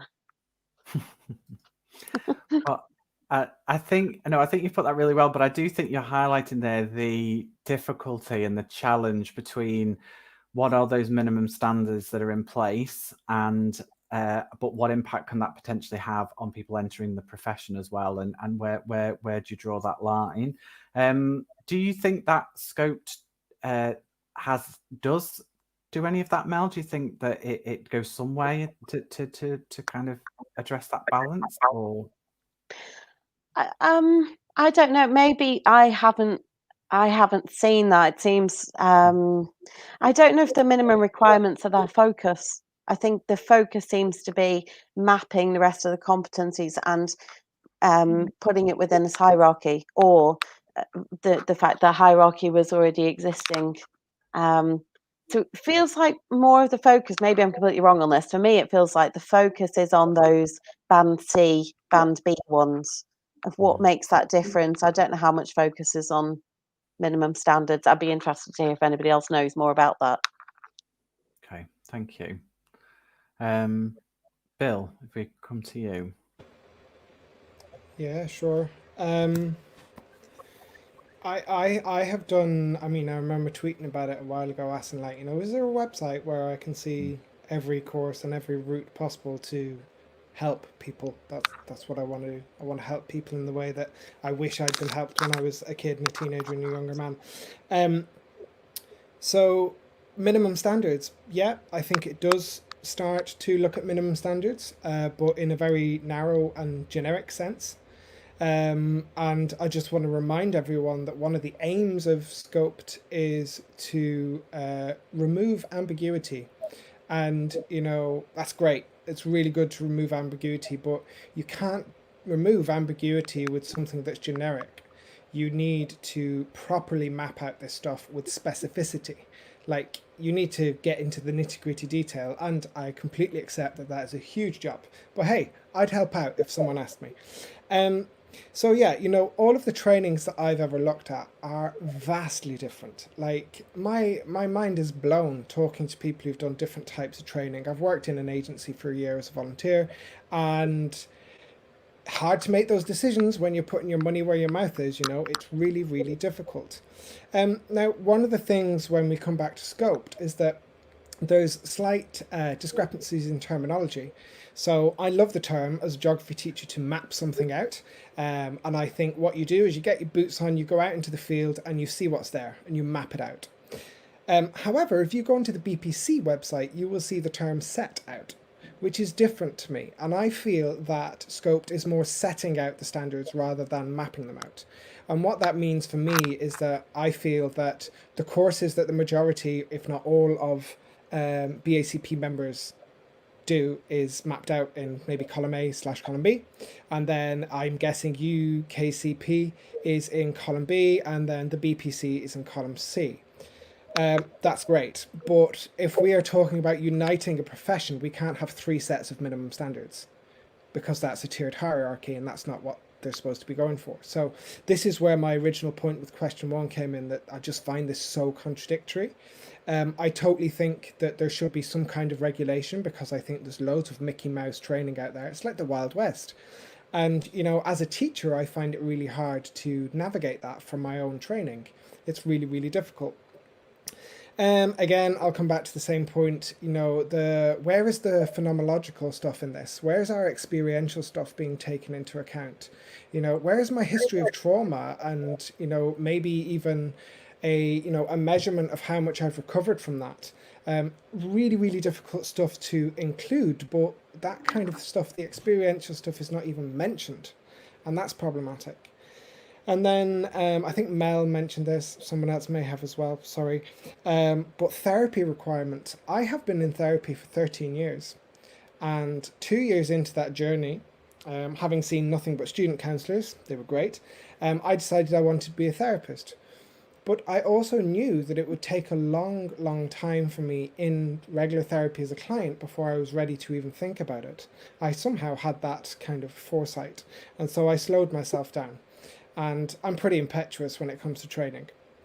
But what I see is that a lot of my colleagues who've done CPCAB training maybe haven't had any therapy at all, and they're allowed onto these courses which are pre-core training, which is fine.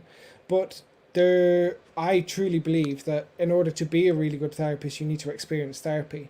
And I think that if we're going to talk about a minimum standard, then we need to talk about a minimum standard of experience.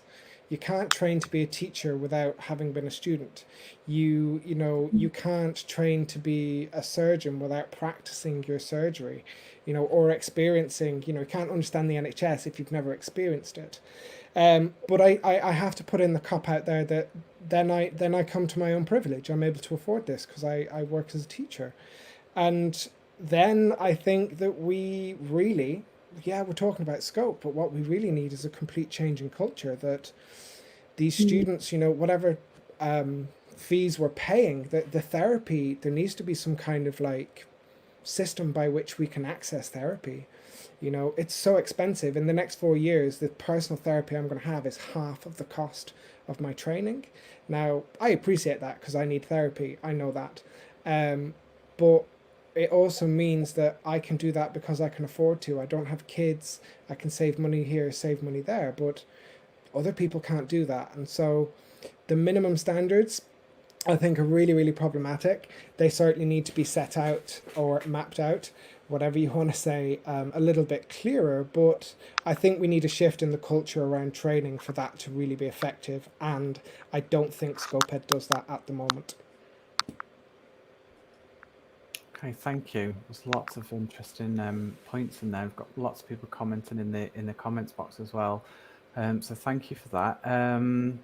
Nikki, if we can come to you. Oh, you're muted. Hold on just a second. Sorry. There we go.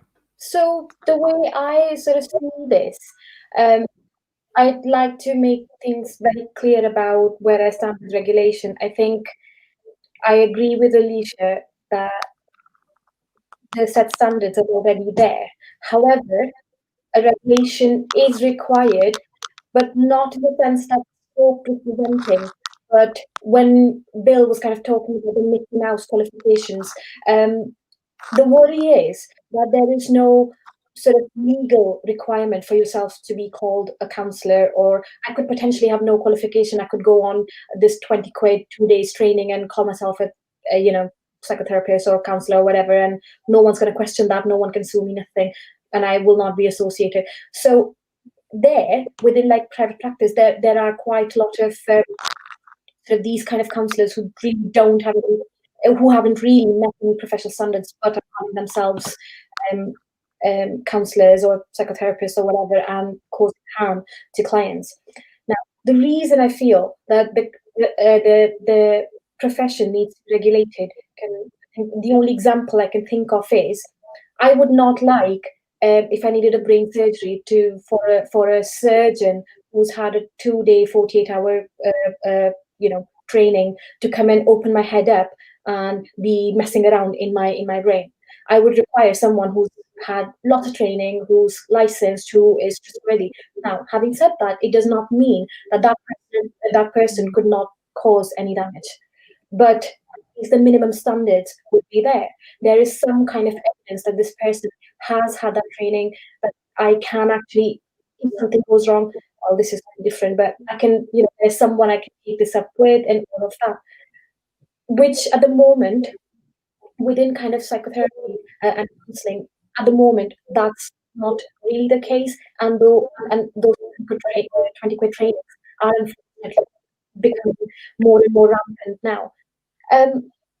For me, I would have liked if the membership bodies kind of did something with regards to the legal requirements or whatever, in, I don't know, legal or professional, I don't know how you would put it, but where there is some sort of licensing which a person who's met those minimum standards has, while someone who's done that 20 quid training doesn't. And that's what tells, because as Mel mentioned, when someone is looking for a counsellor, they're not looking BACP, they're not looking at UKCP, they're looking at counsellors in my area. Someone with a really good website would easily pop up on that search. The client may not know how this person is a legitimate counsellor, how this person is, is this person, what kind of training they've done or anything, they could write whatever, it doesn't matter.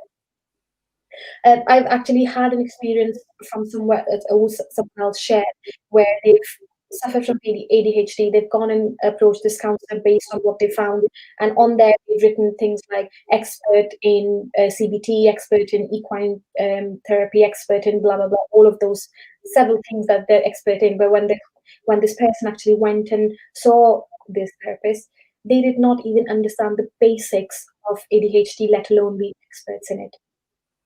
So when it comes to those sort of areas, I do understand that regulation is important. However, within scope, I feel that it doesn't address those issues.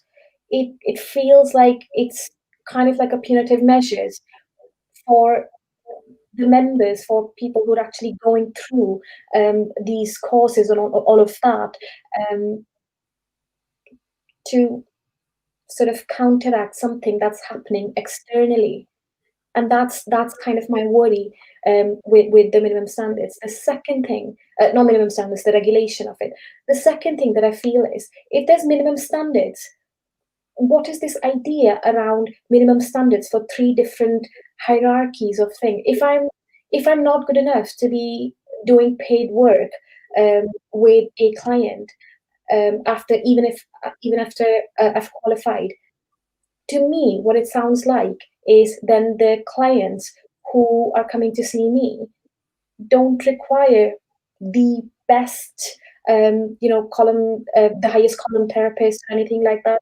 They could be seen with this therapist who BACP don't consider good enough to be on column C or column A or column B or whatever it is.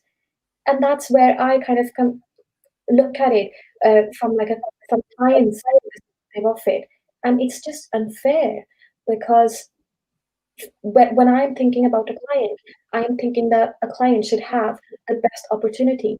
Now, to say that a client can only get the best therapist or best opportunity is when a person has had mental health placement, or if they're doing a course in psychoanalysis, and then that's the best, whilst this other person who's done this course in existentialism, TA, be person-centered, whatever it is, they're not good enough, so they're on B. But as a client, you're not good enough either, so you can just be with these, person-centered type therapists, and that feels very, very degrading and very disrespectful.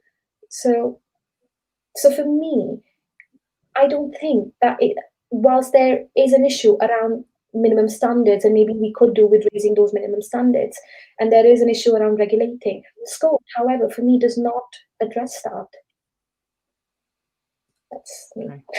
That's great. Thank you, Nikki. Thank you. It was a really thorough answer. Thanks very much. And last we'll come to Roxandra, and I think we've still got you, which is good. I think the connection's settled now. I'm still here. So what are your thoughts on this question? Yeah, I'm definitely for regulation. And the others have already touched upon why regulation is important.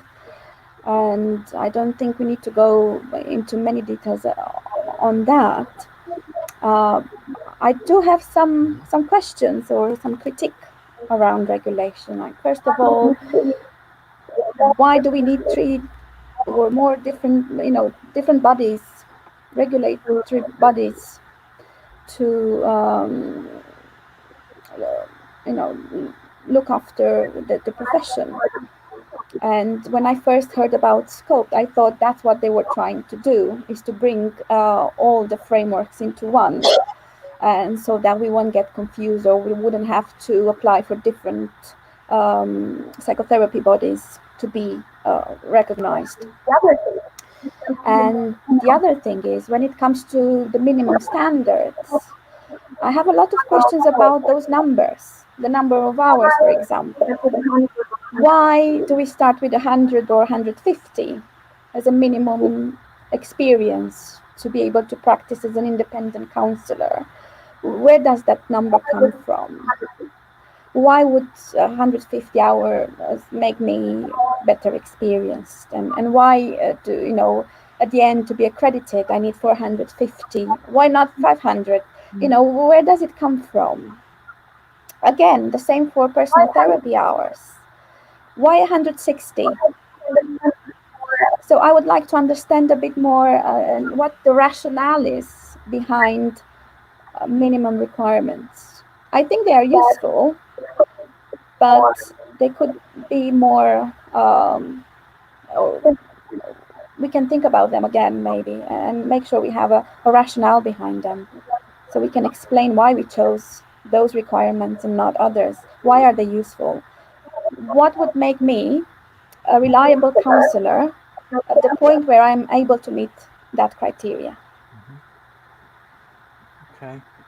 Thank you very much. I think that's really interesting points there, and I think I know that actually there is a wide variety in terms of what's expected for courses and qualifications in terms of hours, and also in terms of personal therapy as well. With some courses don't require people to undertake personal therapy at all. So they're really good points to make. Okay, if we move on to our next question, which I think Kaz is going to introduce, I just wanted to highlight to the panel that I know we started late, but it's 3:45, and we've got kind of 3 big questions still to go, so it's likely that we will kind of run over time a little bit. So just to kind of pre-warn people with regards to that. Okay, to you. Thank you, Peter. How's everyone doing, by the way? Is everything okay? I'm aware of what a hot day it is today, and you know, yeah. And obviously we're talking about a very big thing, but you know, all doing brilliantly so far. Okay, this question is a very, very important one. It's one that in our last discussion the whole panel kind of agreed on, so it'd be really interesting to hear your thoughts on this. What impact do you think Scoped will have on the issues of equality and diversity within counselling and psychotherapy? And let's come to Nikki first. I think I've kind of addressed this in the beginning anyway, but I'll expand a little bit on this. Being communities, any kind of other minority communities, be it you know, trainees who've got disabilities, trainees who've got you know, who are support workers, who are carers for family back home, or anything like that. There's several barriers to accessing a course like this. Anyway, it's not just an investment of money, but it's an investment of your time. It's emotional investment. It's a lot. It's you know, quite circular in that regard. The dropout rates anyway in the BAME community are incredibly high, especially with Black men. This will make that dropout rate much higher. Now, even though BACP or UKCP or BPC, no one has said that we don't want BAME therapists. That's not what they're saying, but almost kind of indirectly, what that was reflecting is that they're not actually looking at the barriers that some of these trainees and potential therapists might face in being able to get those sort of requirements to go up a level to actually make this profession something that actually has some kind of return for them in the longer run and keep it financially and economically viable for them. It's one of those where these things have completely been ignored. And actually, the worst thing that I found was there was not really any kind of detailed mention about the issues around equality and diversity within Scope. It's just a tick box that it comes across as like, if you do this, then you're fine, otherwise you're not. Again, it completely misses the fact that not everyone will be able to afford that. Not just money wise, but time wise. A lot of the people might not actually be able to commit to these extra requirements, which actually there is no evidence that they make you better anyway.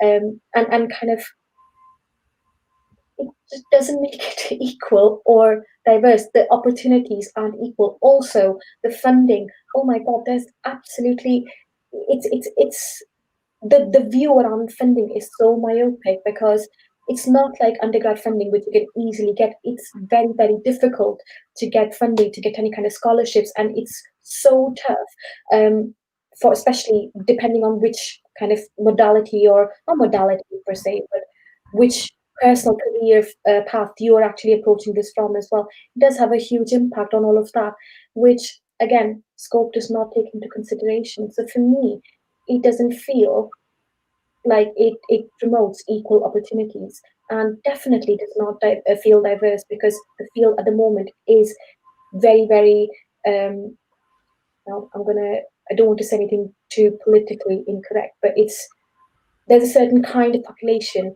in this field which beats the other kind of more minority population by leaps and bounds. Let's just say and leave it at that. Mm-hmm. Thank you, Nikki. I don't think it's politically incorrect to say that. I think, particularly recently, some people have been pulling out some actual evidential data that kind of supports that. I really think it's such a valid point about recognising barriers, actually kind of bringing that out and saying, look, are there barriers and what are they? So thank you so much. Okay, let's go to Roxandra. Yeah, on this point of diversity and equality, I would just like to go back to my my answer of the first question about taking into account the life experience of that counselor. As a counselor or therapist, I'm not just those 450 hours. I'm a human being who comes from a certain cultural background. I have a certain life experience, and I bring all that into my practice. And so does the client. They're not just a client with a certain anxiety problem or depression. They're a human being with a whole life experience. And I think perhaps if we have a more holistic and inclusive view of therapy and of who we are as human beings at the end of the day, I think that would also help with this problem of diversity and equality.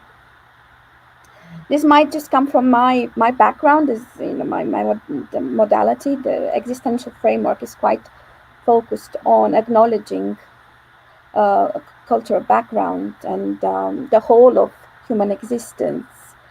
But I think this kind of approach is useful generally for any kind of modality or framework. Absolutely, yeah. Thanks a lot, Roxandra. Okay, let's go to Alicia.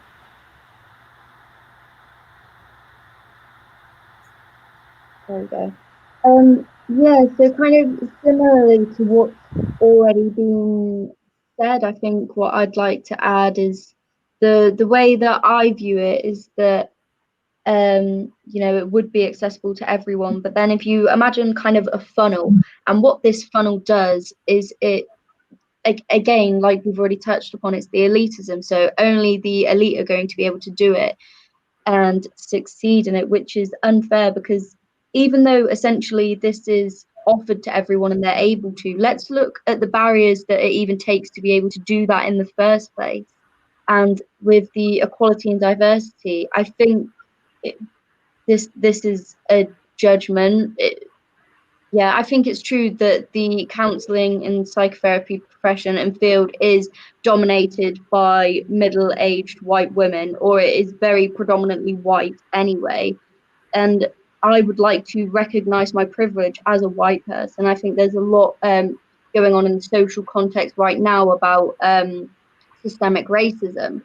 And I think it's something that's really important to look at for people that are from different backgrounds culturally, ethnic minorities, your religious background, anything, that's actually acknowledged and that's represented. And I feel that it may be coming along, but it's still not an equal proportion or represented in the way that it could potentially be. And it would probably be very helpful, because if clients, for me as a client, if I have a therapist, or if my therapist is able to relate to me in other ways more than just understanding, so kind of culturally having similarity, they're able to understand at a real great depth. And I feel that I'm a white person, I'm a white privileged person, I can only speak for myself, but for the likes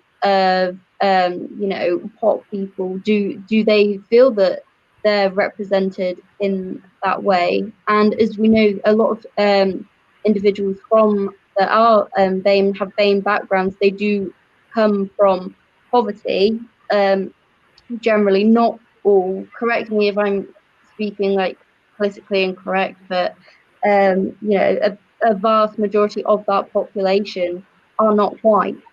And so what this does even more is I think it would increase the gap between white privileged people and other ethnic minorities. And I feel that there's already quite a big gap and quite a lack of representation for everyone as individuals, no matter what race, colour, sexuality, gender. Disabilities is something as well, you know. Something that I'd be really interested in is how many counsellors are there out there that are deaf or that could offer sign language for people that are deaf and that don't lip read, you know, where is that? I think there's already a huge lack of representation for equality and diversity at the moment, and I feel that the Scope project is just going to increase that even further. Thank you very much, Alicia. Some really interesting and articulate points that you made there. Just to give some of this actual data that you quoted, and maybe Nikki touched on as well. So it's actually in a 2014 BACP survey. If people want to check out some of the figures that came out in terms of cultural representation in our profession. Also, Rima Sidapara, who was on our last panel, spoke a little bit about some of the figures within BACP membership around ethnic minority groups. So that's quite interesting to check out as well. Okay, so let's move on to Mel. Okay, thanks. I think this is quite sad, really. I don't mean to be pessimistic, but I really feel like the Scopes project has an opportunity at this point to do something about equality and diversity, and I'm not sure that they will. So if they've mapped this out and found that it is a hierarchy, I would love Scopes to instead be a kind of project where we can go, okay, how can we start dismantling some of this? Because it's not, it's so problematic. We're not doing enough as a society, but I do feel like Scopes would just make it so worse in an industry that is already elite. From my own experience, it's been difficult. It's been at any other point I wouldn't have been able to afford this, and I could afford to do the course that I did, luckily then. But it doesn't take me on to any other training. I do have to rely on student loans, which actually I'm still waiting to hear back if I've got one. There's been a lot of hoops to jump through, and I just thought, for me as a white person with the privileges that I have, and if it's been this difficult for me, and sometimes as a working class person I feel like I don't belong here, but if it's difficult for me, it's going to be much harder for people in other minority groups. And it has an impact on clients because when they're not seeing themselves represented, they might make an assumption that they're going to see a counsellor and it's going to be a middle-aged white woman, which it might end up being. I wanted to be proved wrong, I guess, during my time here. I wanted to be proved wrong on my course, but I actually just came out of it feeling quite disappointed because we did a couple of hours on race and diversity, and there's nothing more cringy of sitting in a room of 18 white people trying to talk about that. It was and it's not really criticism of my course, I'm sure it's other courses as well.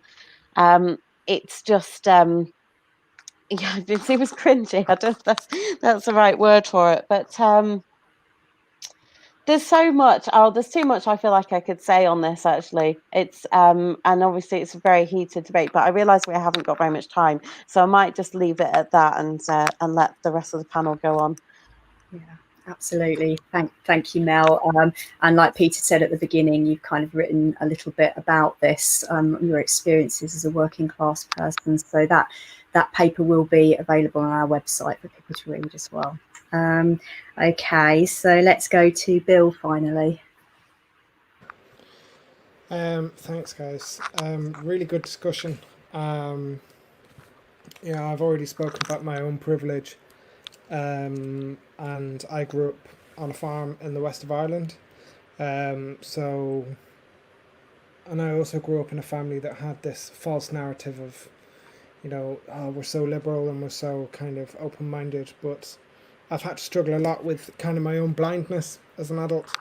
And this blindness, I know it's systemic, and the only real way to deal with kind of blindness to equality and diversity is by really actually having some pretty raw conversations.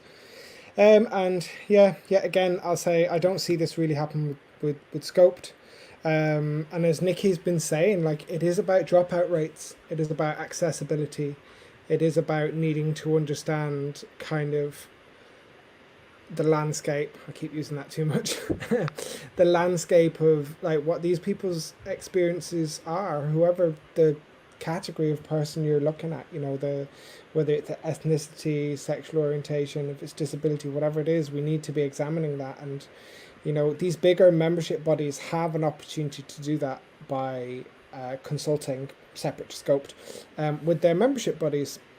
I've always been fascinated that it is a majority of white middle class women. 87% of BACP is female, and 74% of UKCP. Not been able to find data today on BPC, but it's interesting, and that links back again to my own privilege. That same as when I trained as a teacher, I'm a man, so I kind of have a bit of an edge. And that's it's great for me, but it's not great for other people. So I can't really identify anything within the framework at the moment, other than this tiered structure that really it has to come with huge caveats if we're really going to tackle equality and diversity within the profession. And I would link that back again to the last question, where we really need to look at the accessibility of the training and therapy as a service for clients. It needs to all be looked at as a much bigger issue. So yeah, I think I'm sticking with my thoughts about blindness and whether Scoped has really convinced me that these three, the collaboration, whether it's really got its eyes fully open to this. Thank you, Bill. Okay, well, I think we'll just probably leave it there. Thank you, panel, some really interesting comments. Peter? Okay, can move on maybe to our next question. I think we have discussed this quite a bit in different places actually already. So maybe any kind of new points, or kind of summarising if you've said already. One of the common questions that was raised by students that we spoke to when we were kind of putting this debate together was the issue of employability once people are qualified as a counsellor and have done their training. So just wondering what the panel's views are on the impact that Scoped could have on the employability of counsellors and psychotherapists in the UK. Mel, can we come to you first? Yeah.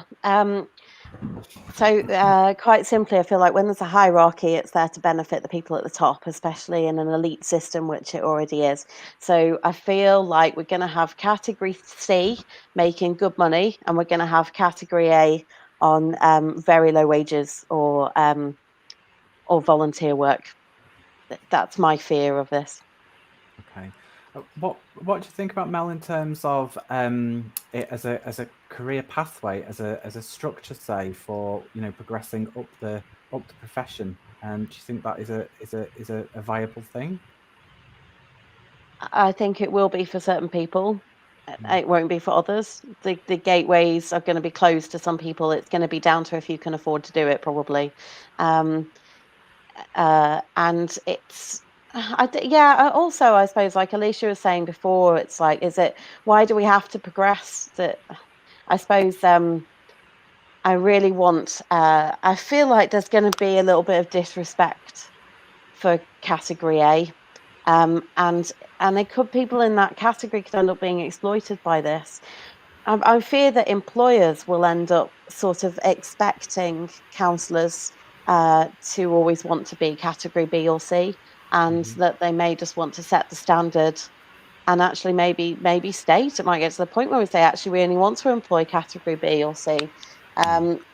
And yeah, it's kind of funny because I think that Scoped was actually set up to help promote counsellors and help make sure that they were being paid and not having to do, I mean, yes, we'll have to do unpaid work, but fair rates and fair employment. But I think this might actually make it worse, because category A, I feel, will be a vulnerable category.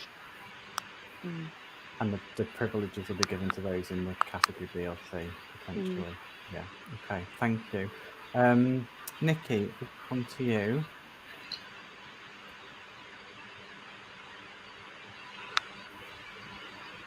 Oh.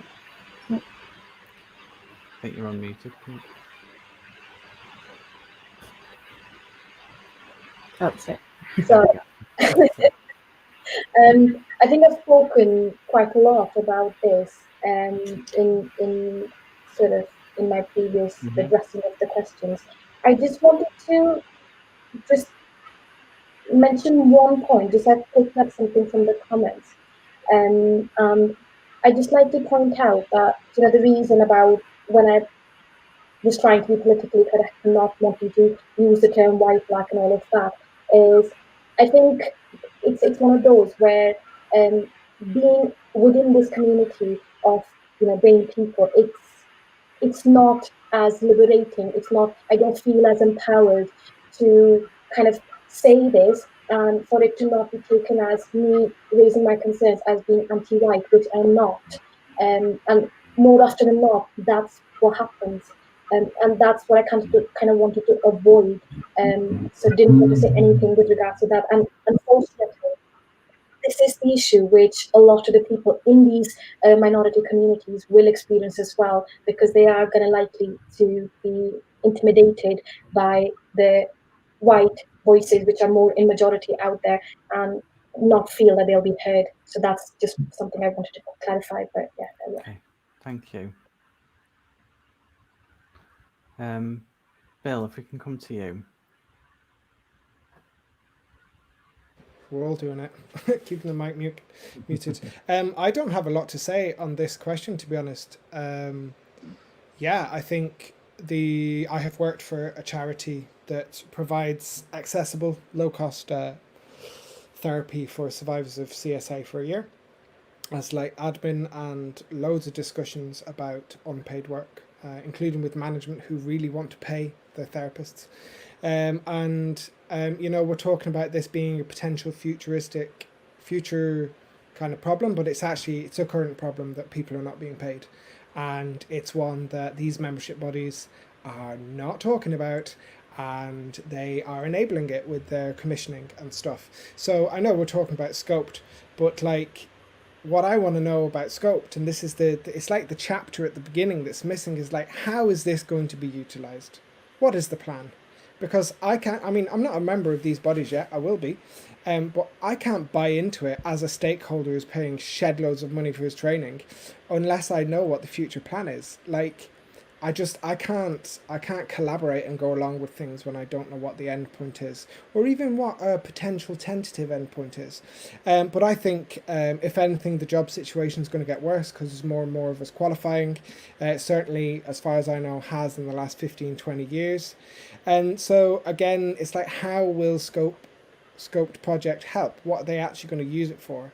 And that then brings me back to this paradigm shift that we need. We need this deeper change in the culture of like, how is it okay that I can spend 2, 3, 4, 5 years qualifying with a lot of heartache, a lot of money, a lot of inconvenience, it's hard work, and still not get paid work? It's just like, that's crackers, like completely crackers.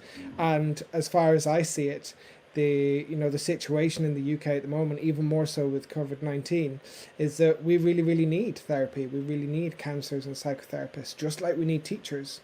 So I'm not saying to, validate regulation, but maybe we need something more like that. Maybe we need bursaries, actual proper paid placements. But I think the shift that I expect and hope for is much, much bigger than the Scope project. Thank you, Bill. Thank you very much. Some really good points being made by the panel. Roxandra, can we come to you? Yeah, very good points, Bill. I almost don't have anything more to add, but would like to stress again that there is indeed a problem with employability. And from what I've noticed in my experience, there are if I'm to use the terminology in scope, there are the C therapists and the A therapists. And usually the A level therapists are trainees who are under placements, and those are most of the time not paid. And I feel it's very unfair. It's highly unfair because the expectations from us as trainees in placement is to work and practice and offer the service at high standards. And we sit very difficult, thorough interviews. Sometimes we are interviewed for a whole day. You leave there and you need a couple of days of annual leave just to recover from the intensity of that interview. So clearly the expectations are very high. I've done a placement in the NHS, and I think none of my clients, or very few actually, knew that I was a trainee, unless it came up in the conversation. And so it is unfair to have to expect high standards, quality of service, but not pay for it. And then again, until you are fully qualified after years of training and investment, like Bill mentioned, you have to compete with the more experienced counselors and therapists in getting a job. So there's a real problem there. There's a gap that needs to be mended somehow. Okay, thank you very much. Thank you. And finally, Alicia. Yeah, I think everyone's made really great points, and yeah, I'd just kind of like to summarize a bit on top, because I think at the moment within the field, doing placement is a fundamental part of the course and a fundamental part of kind of experience and learning, and it's really vital. Experience going on placement is great, but let's actually look at the financial exploitation that happens here. So even though it is a part of the course and it's mandatory, it's even the same for other courses, even within like nursing, any applied health and social care course, they aren't paid for placements yet. The expectations for students is more or less the same as someone that's qualified, except there's maybe less expectation or leniency because you aren't qualified, but the expectation is still there. And I feel that what the scope project enforces is that for the counsellors, or for the people that just stay in the A category, that will always kind of stay as unpaid work, charity work, voluntary work, because I feel that that's almost as like, well, that's beyond anything more, is beyond your competency. I think it's one of the points is about if you're in category A, one of your competencies is that you're unable to work within a multidisciplinary working team, which is it's ludicrous. Why is that beyond someone's competency? And I'm quite interested, or I have kind of a gut feeling or assumption that what will happen is that in the bigger scale things is that certain categories will only work in certain settings. So there's this kind of assumption and preconception that certain, I really want to be careful about how I word this, that working with certain things or difficulties, you need to have great experience, great training. So say it would only be C therapists that are able to work in NHS settings or within hospitals, psychiatric wards, crisis centres. And then I believe what will happen is that it will, the lower categories will have to work in settings that don't require as much. But actually, this is a really kind of fundamental problem within counselling, I believe personally, is that measurements are put into place to measure someone's trauma, someone's problem, whereas actually, if someone has an issue, they have an issue, why do we need to put measurements in place to determine how distressed someone is and whether someone's distress is more worthy than someone else's? For me, that's a huge issue that I really despise of, because I feel if someone is in distress, then someone is in distress. There shouldn't be these measurements put into place, and I feel that scoped minimizes who will be able to work with who, which can be damaging for both clients and us, because if we want to work with different types of people, everyone's unique anyway, how are we going to be able to do that if we're only able to work in set settings without the ability to progress without paying for it? Okay, thank you, Alicia. Yeah, I think that's some really important points in there. Thank you very much. So we've got one big question left, and then a kind of final summary question. So I think Kaz is doing our next question for us. Yeah, so a lot of you have already picked up on some of this already, so it may be that you just kind of give brief answers, but it's an incredibly important question, so we need to ask it. Do you think the Scope project has any benefits for clients, either in its current format or with revisions? And if yes, what are these? And if no, what revisions do you think would need to be made to benefit clients? So let's go back to Alicia first. At the moment, no. I think I'm not even sure if revisions would undo what has already been enforced, really. I think it's great that I think the aim is to help clients be able to choose what they need, and I think that's really important, and to be able to offer that. But I think within the way that the Scope framework is set out, it's not for clients at all. It's all about the profit and for like conforming to certain social conditions and social structures. I feel that we are having to, as a profession, we're having to conform and to fit into society how like the government, for example, wants us to. So I'm not sure what we would need, but I don't think it's the Scope project at all. Okay, thank you, Alicia. Let's go to Mel.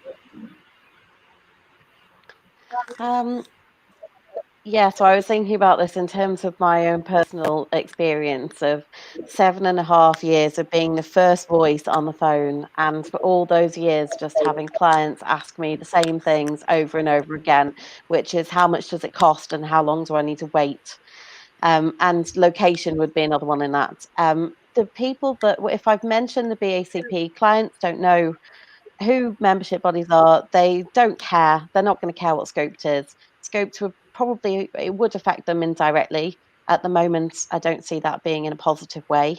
I'd like if there would, by the end of it, be some kind of client-friendly approach to helping people learn how to choose a counsellor, because I think it is really overwhelming. People are just, certainly for the people that have told me, on the phone, they're just gone, I just don't know where to start. It's really, really difficult. How do you know who to trust? How do you know how to choose somebody? So I hope that it would be a benefit in that way. But I feel like this isn't about clients at all. I think Scoped are very good. The Scoped project is quite good at telling us what it's meant to be and then just doing something completely different, it seems. This feels like another one of those, unfortunately. Okay, thank you. Roxandra, you just need to take yourself off mute. At this point, I don't see any benefits for the clients. As I said, there is a great need to contextualize the framework and the profession to the personal and social experiences of people. And yes, affordability is a big problem, as well as availability. Waiting lists are, I think it's hard enough for clients, and especially those who haven't had any previous experience of being in counseling or therapy, it's hard enough to get that courage to sign up. But when they hear they have to wait for months to be assigned to a therapist, then that's really off-putting and discouraging. So we have three problems there of context, of affordability, and of availability. Thank you. Nikki? At the moment, I don't think it is. In fact, I think client is completely really missing from the framework at all. And I feel as if Scope could do a little bit more with regards to looking at the collaboration. It's not just about the membership bodies. They need to work collaboratively with the members, the clients, the placements and all of that. At the moment, the view with which Scope seems to have been created seems very, very myopic. And personally, I don't think it requires revision. It's if we start revising Scope, it's kind of like building more onto shaky foundations. Sometimes you just got to tear the building down and just start from scratch. Scope doesn't work for me. Thanks, Nikki. So actually you would be saying scrap Scope. Mm-hmm. Alrighty, and Bill. Yeah, I'll follow on a little bit from Nikki. Again, coming to the outcomes, the aims of the project, I don't see clients in there. I see this kind of very, very shallow narrative about helping the clients, but then like, how are you going to do this? You know, I don't see it anywhere. Again, I see the trust, the empathy is lacking from the document, as in the words. The document is not client friendly. It would be great if we could have some kind of system where a client could read a really generic thing about how to choose a therapist and then search a collected database. But hey, there's only 3 membership bodies in this collaboration, so that doesn't look like it's going to happen unless something really changes. And I know myself from when you get involved in projects that, you know, when you're at this stage, you possibly need to start again. So I really don't know, but I don't see anything at the moment for clients. All right. Thanks a lot, panel, for all your views. Dieter, let's go for our final question. Yeah, thank you very much, panel.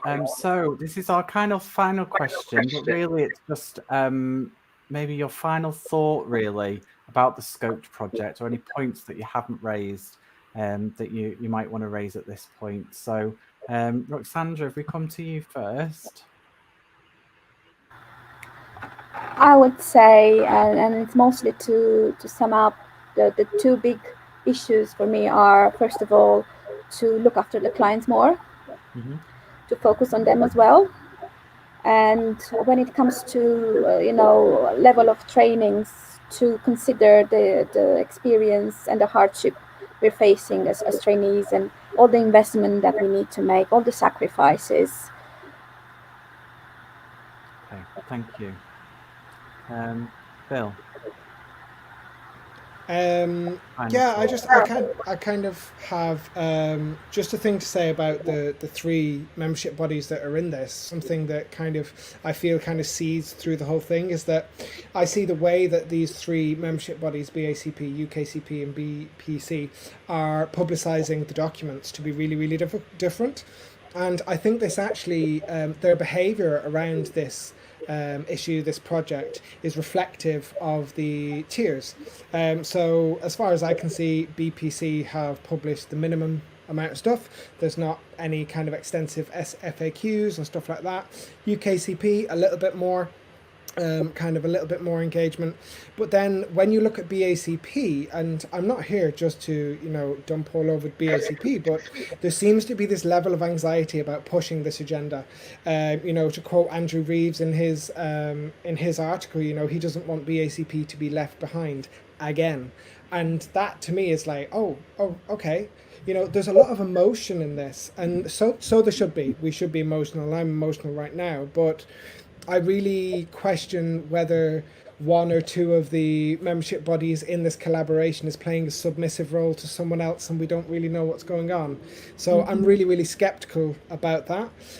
My last point is to go back to the idea of 13% return on your consultation, and that we haven't actually seen the comments that people made there. So it's fine, you know, asking closed questions where you get data, but what do those comments hold?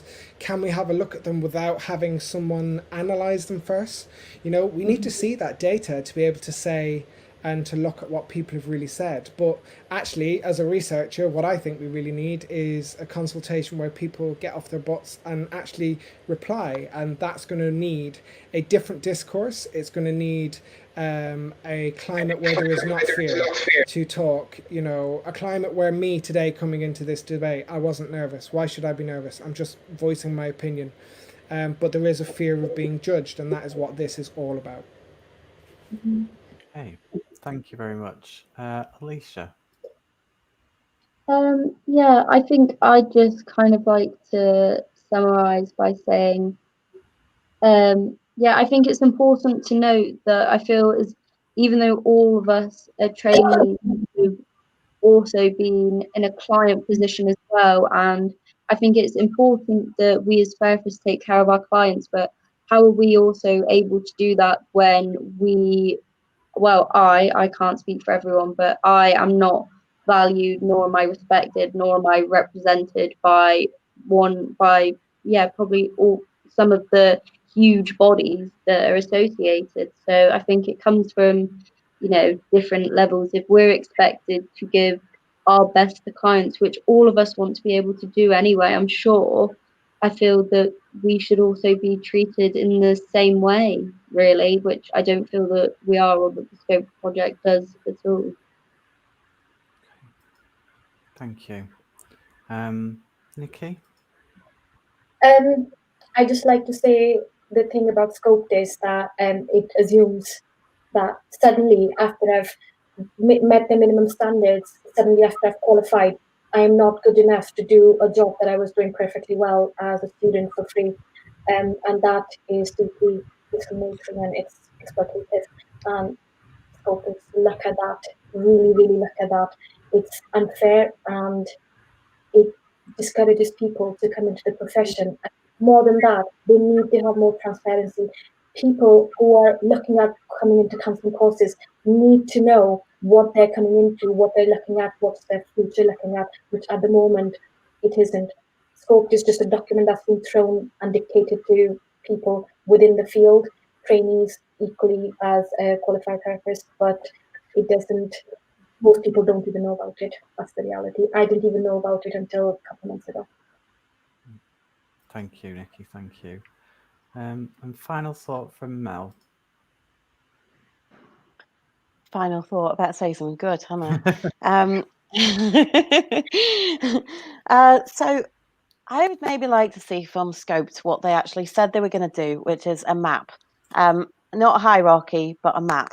And the way that I expected it to be was like some kind of mind map or like sprawling flowchart of just all these different routes and different competencies and different CPD and all this amazing stuff. So I would like to see it like, yeah, more like a map, because a hierarchy to me is incongruent with what we should be doing. For me as a counsellor, what I want to take forward is equality. And a non-judgmentalism, and really this is an opportunity for us to go, okay, so we've seen that it's a hierarchy, so what can we start doing to make this a less elite industry so that we can welcome more people into it as well, so that we don't put people off from training to be counsellors, because that will all impact clients. So equality is at the heart of this for me, and Scoped is such an opportunity to do that, potentially. So I really hope that they will take our views on this and listen to what we've been talking about, because this has been so important. Okay, that's great. Thank you, Mel. Well, thank you, Mel. That was a good point to end on, definitely, about equality. It's been really, really fascinating discussion. Someone in the comments has said, it's just come up on the screen actually, speaking intelligently and from the heart with valiant values. And I can't even put it better than that. You know, you guys have been absolutely amazing today, and you've been very articulate in what you've put across as well. So just thank you so much. And thank you, as always, to my co-host, Dr. Peter Blundell. Have you got any final words? I just want to say thank you to all the panelists, and I know we've kind of rushed through some of those questions at the end, really, just because of timing issues. But I just wanted to say thank you to everyone, because I know it's a complex debate, and it was great to get everyone's views. So really appreciate you all coming on board. Okay. So let's just all say goodbye to everyone. Goodbye. Thank you. Bye. Thanks, everyone. Thank you. Bye. Bye. Thank you.